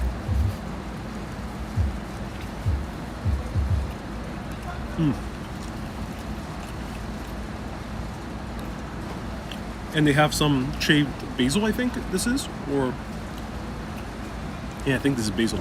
I can't really tell. And yeah, the sesame seeds is what really makes it. Look at the crust. You can ask it for well done. Pro tip, if you do enjoy your pizza crispy, you can ask it for well done and they will oblige. Most old school New York City slice shops will oblige if you say well done.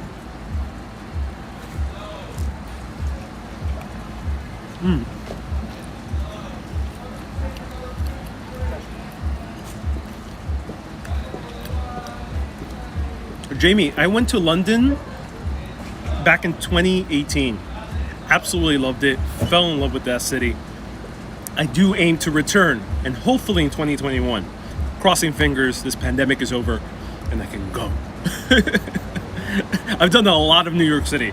That's why now I'm doing like really random, very in-depth history videos, and I'm doing really random wandering videos. All right, so let's try the next slice. I'm gonna have another slice of this. This is really good.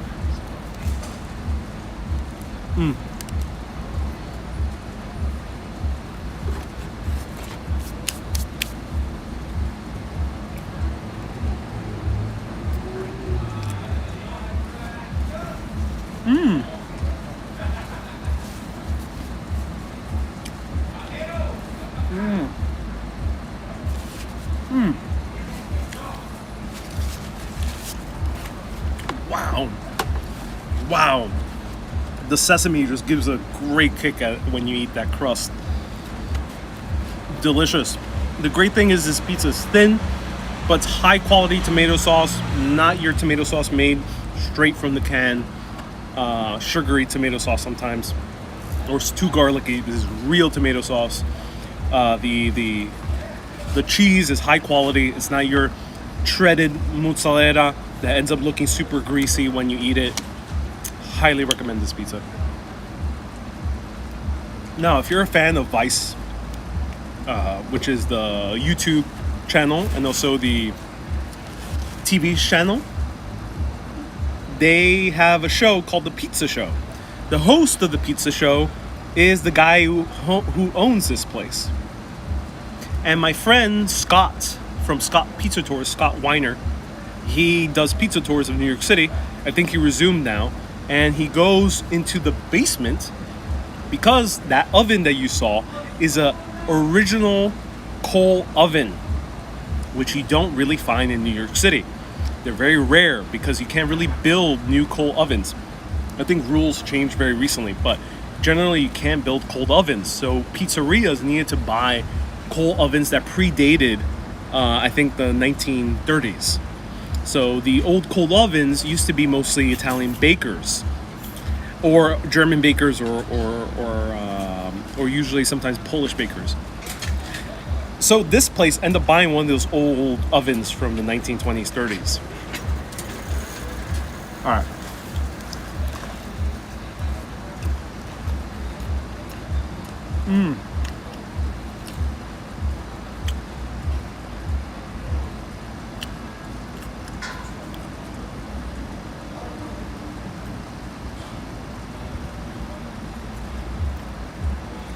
Wow.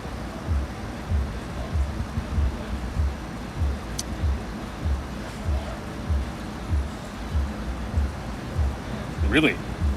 This is amazing. This is the first time I tried the pepperoni here. I usually go for the grandma slice and the white slice. That pepperoni is spicy in a great way. Wow, so flavorful for that pepperoni. I'm in heaven, everyone. Wow. Let's try to take another bite.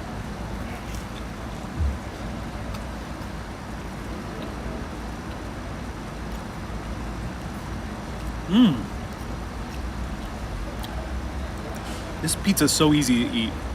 Wow.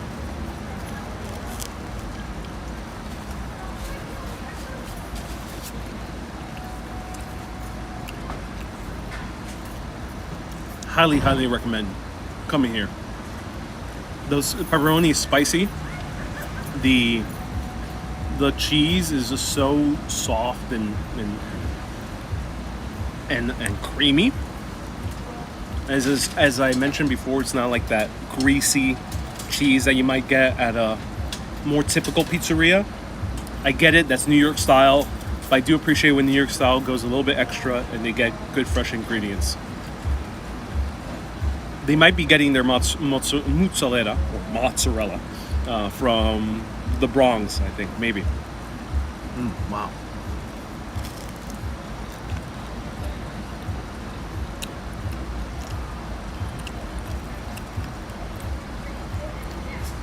Don't let it get cold. Oh no. So I spent about $11 here. So I think each pizza is $3.50. $3.50 and 4, I think. They're pretty expensive, but you'll definitely enjoy those 2 slices. Luden, you said a lot of people say it's good, but when you came here it wasn't that good. Sorry to hear that. Generally they're always amazing. All right, so good to see I'm not sure what happened. Maybe sometimes things happen in restaurants, in pizzerias, but it's generally very good. Try the white slice. If you go more for the plain slices, sometimes these places you can't really tell the difference.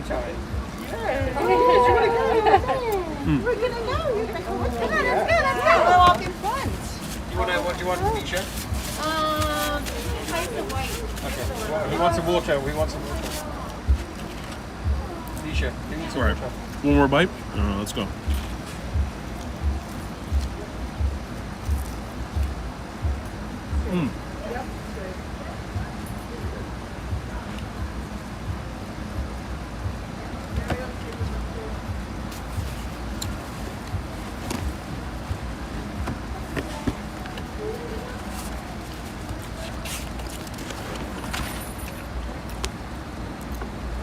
Excellent.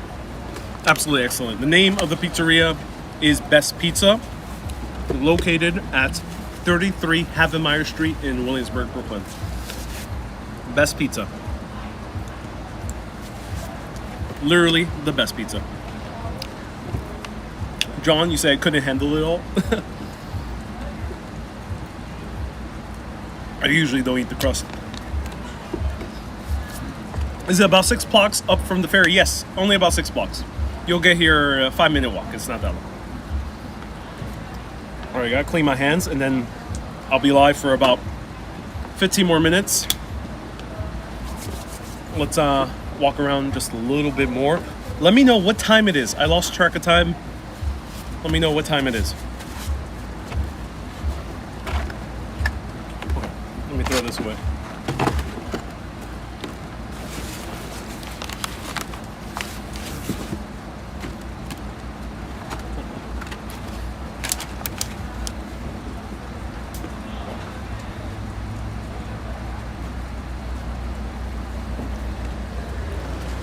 It's 9:19. Okay. 20 more minutes. Let's go. Let's enjoy a little bit more of Williamsburg. If you're enjoying this, I gotta put on my mask. Sorry for the sloppy camera work.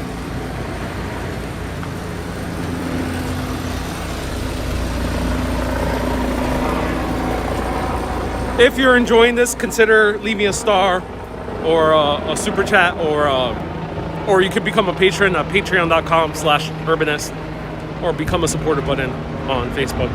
Helps this show keep on running. And let's go. And thank you to all the supporters already and all the people who have left stars. You guys help the show continue and thriving and going to new places. All right.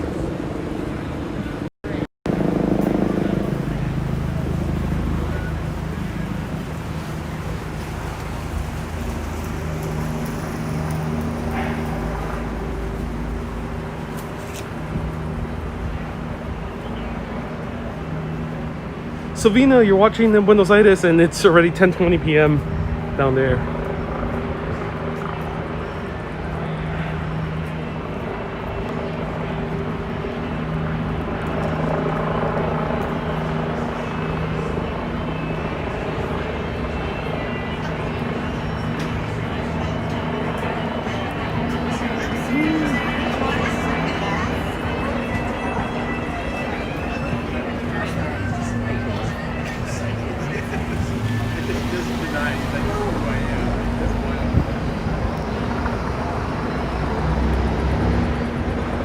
Christine, thank you so much for the stars. Look at this old vehicle right here.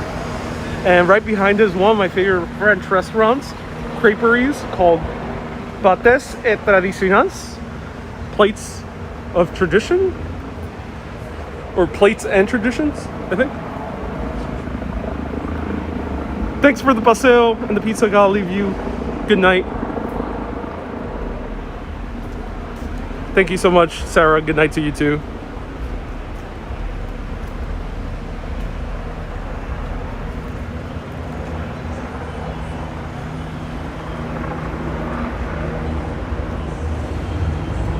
John, am I superstitious? No, I am not superstitious.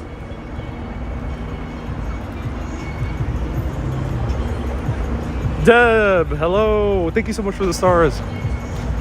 Ooh, one of the prettier churches here in Williamsburg. I think it's Catholic. Yeah, it's Catholic. Oh, and let's see if my favorite bar is open. We're gonna go through this street. It's called St. Maisie, and we're gonna investigate.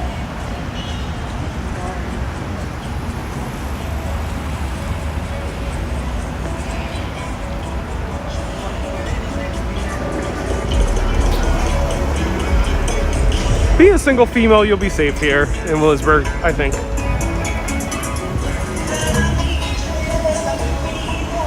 I know many single females who come over here. Hey Shadow, I appreciate you watching. Franklin, thank you so much for watching. Have a good night. Shadow, is there a lot of gay guys? You know, it's not LGBT neighborhood per se. Of course you'll find people of all sexual orientations in this neighborhood, but it's not a LGBT neighborhood per se. For LGBT neighborhoods, it's more Hell's Kitchen, Chelsea, and the West Village. Those are specifically LGBT. George says, I'm lying. I am in the village. Indeed. Here used to be one of the popular music venues, Knitting Factory. They have a long history, but now they're closed, unfortunately.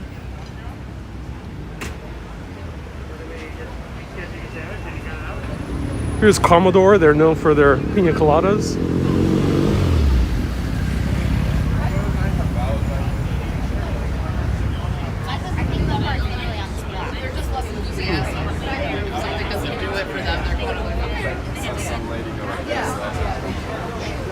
Okay, one more block, our last stop. We're gonna see if my favorite bar is open. In all of New York City, personally, my personal favorite, it's something I recommend a lot to my friends. They've always thanked me for it. Great cocktails, great vibes, also usually live band. So let's check it out. What happened to all the Elvis lookalikes? They really don't exist here in Williamsburg. That's not quite the style. You'll see more beards than you will see pomodors. Is it this one? Is it Hope? No, it's not Hope, it's the next one.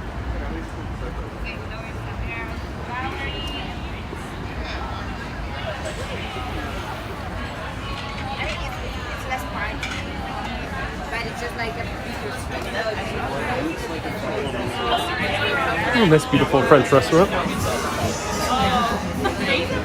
So if you really want to get a feel for New York City, this areas of New York City, Williamsburg, the East Village, West Village, watch the show on Netflix called Master of None. It's shot almost entirely in New York, except like one episode that's shot in Italy. 2 seasons, and they cover all the, they shoot a lot of scenes in the best restaurants in New York City. So you'll get a really cool sense of New York as we know it today. I think it's here. Yeah, it is. Okay, cool.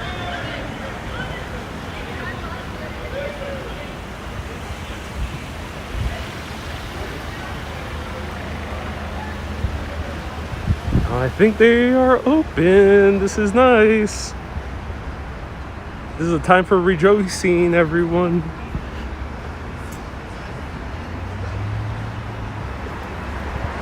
Let's see if it's easy to grab a cocktail. I'll show you some good cocktails in Williamsburg. Here's a laundromat. Maybe it's a speakeasy in the back. Who knows?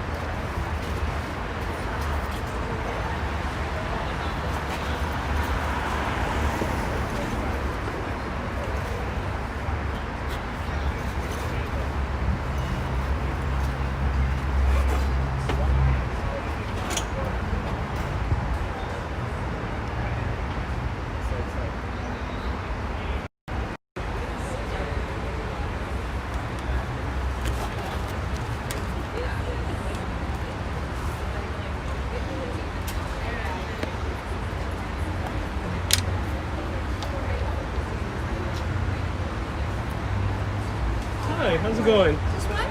Yeah, just one. I'll have, what cocktail's very refreshing? Not spicy. Not spicy? Yeah. I would say the most popular would be the Zepparino.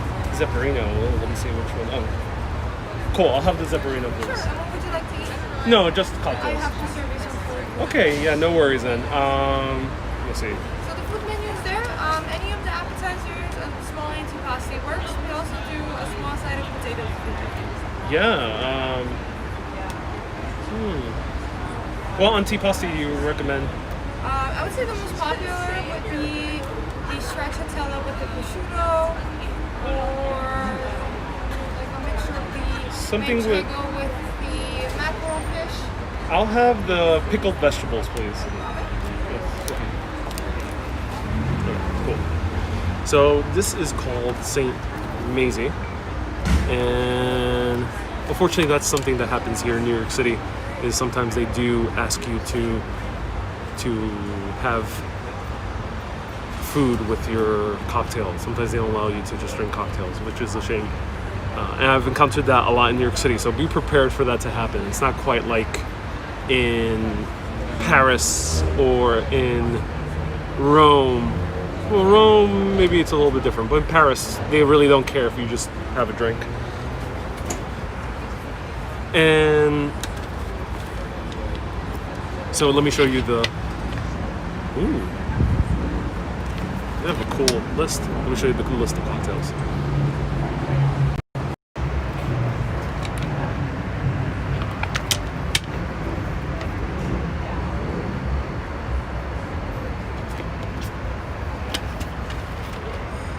Thank you so much.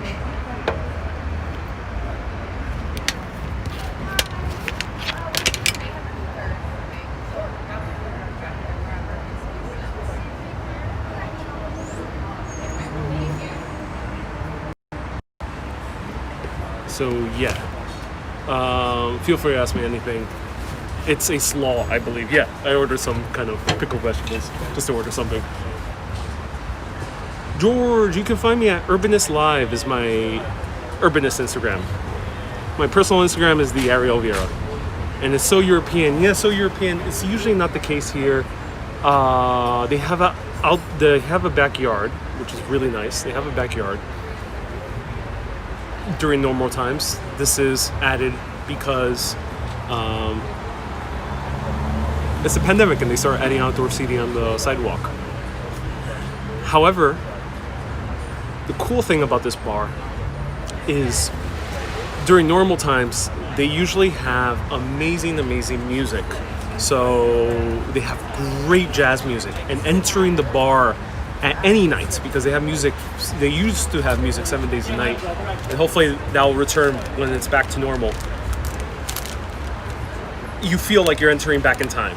With the cocktails that are very old style, kind of 1920s style, with the modern twist, you feel like you're entering the 1920s again. And it's a really magical place.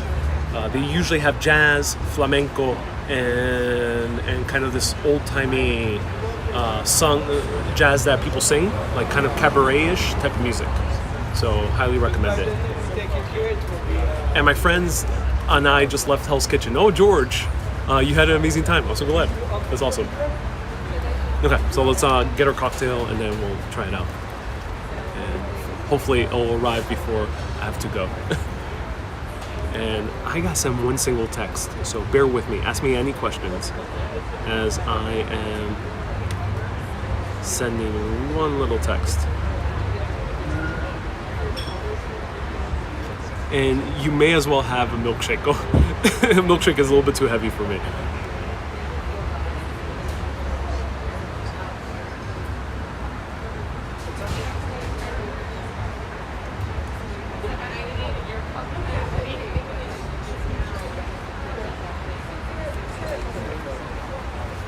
George, thank you so much for the super chat.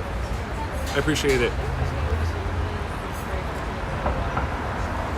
And yeah, they have a backyard. Too many people were drinking on the street. Yeah, there's some streets where it's very full with people drinking outside. And is it a regulation now with bars in New York City due to the pandemic that you have to order food? No. It's just something that this is pre-pandemic. Is these bar restaurants, if you do get a table, you have to order food, and they consider this a table. You can technically order the cocktail to go, I think. I'm not entirely sure. Some places are withdrawing that. However, if you go to these bars, you can just go to the bar and order a cocktail and stand. But if you do sit down on the table, they will ask you to buy food. Yeah, and that's why why this happens. And it's normal. It's not, as I mentioned, it's not it's something. It's different in France, where in France they really don't care what you order. You just sit down. I'm so glad I found your channel. Oh, I'm so glad. Well, we're almost done. I almost reached 4 hours again. And for me, a Ramazzotti Spritz. Ooh, that is a good one. What is a Ramazzotti Spritz? And you're so lucky, Guy Urbanist, to be able to enjoy so much splendor. Indeed, I consider myself lucky to be able to enjoy a good cocktail, good pizza, beautiful vibes, wonderful people, outdoor bands. It's truly is something to be really grateful for. I think it's easy to kind of be dragged through the mud in this city and to feel like you are going through tough times. And I know some of you are. So it's truly a beautiful city. And I love your shirts. Oh, thank you. I'm so glad you love my shirts. I'm still rattled by the elbow incident. Yeah, it happens. It happens. It happens. What's Super Chat? Oh, Super Chat is... thank you so much, George. Super Chat is a YouTube tip. It's like the stars version for YouTube. What are the characteristics that stand out most for Williamsburg for me? It is younger. Most of Williamsburg is lower than 45. As I mentioned, there's more tourists nowadays. Not specifically now, but before the pandemic, there was more and more tourists coming here. So more people of all ages were starting to come. It's hip. In a good way. I think there's more interesting styles, more interesting cocktails and bars and food. The food here is taken a little bit with extra care than maybe in some other neighborhoods in New York City. And sometimes you get food that's excellent quality that's half the price of most areas of Manhattan. So if you were to eat the Upper East Side or in the Upper West Side, you might spend sometimes up to 2 times more. The other thing is it's very easy to meet people.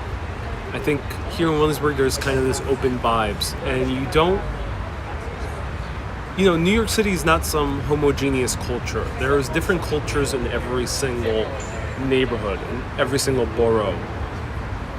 Here, people do drink. There's a lot of bars, there's a lot of cocktail speakeasies. There's a lot of restaurants where they serve very strong drinks.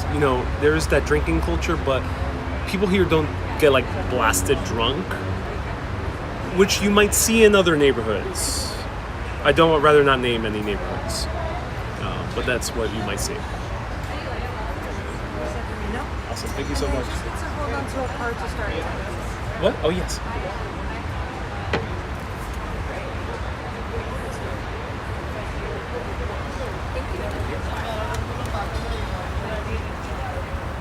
And Jackie, thank you so much for the tips, and I'm glad I found your channel. Also, keep up the good work and look forward to roaming with you again. Okay, everyone, for the final cocktail of the day, we're almost near 4 hours. I really appreciate everyone tuning in. And big thanks to all the supporters and people who have been leaving super chats and stars, and patrons also on Patreon. There's many different forms that you can support this show, so I really appreciate everyone who's already doing so. Let's try this cocktail. It's called the Zebarino. Has mezcal, tequila, which are almost the same thing, honey, and fresh lime. So cheers.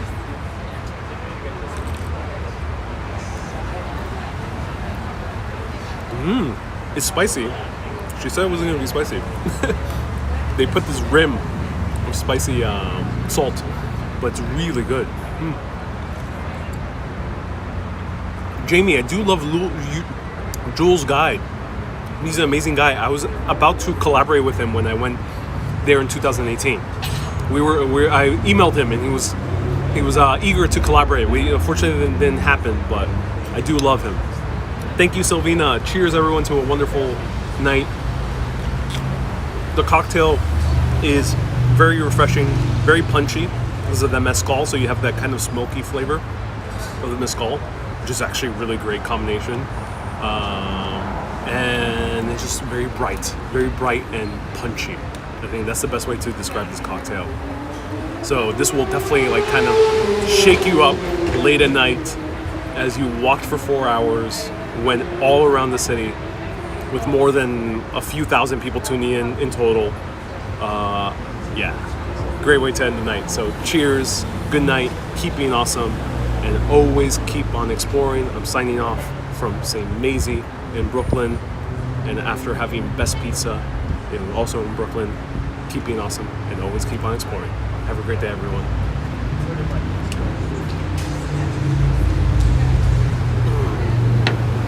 Delicioso.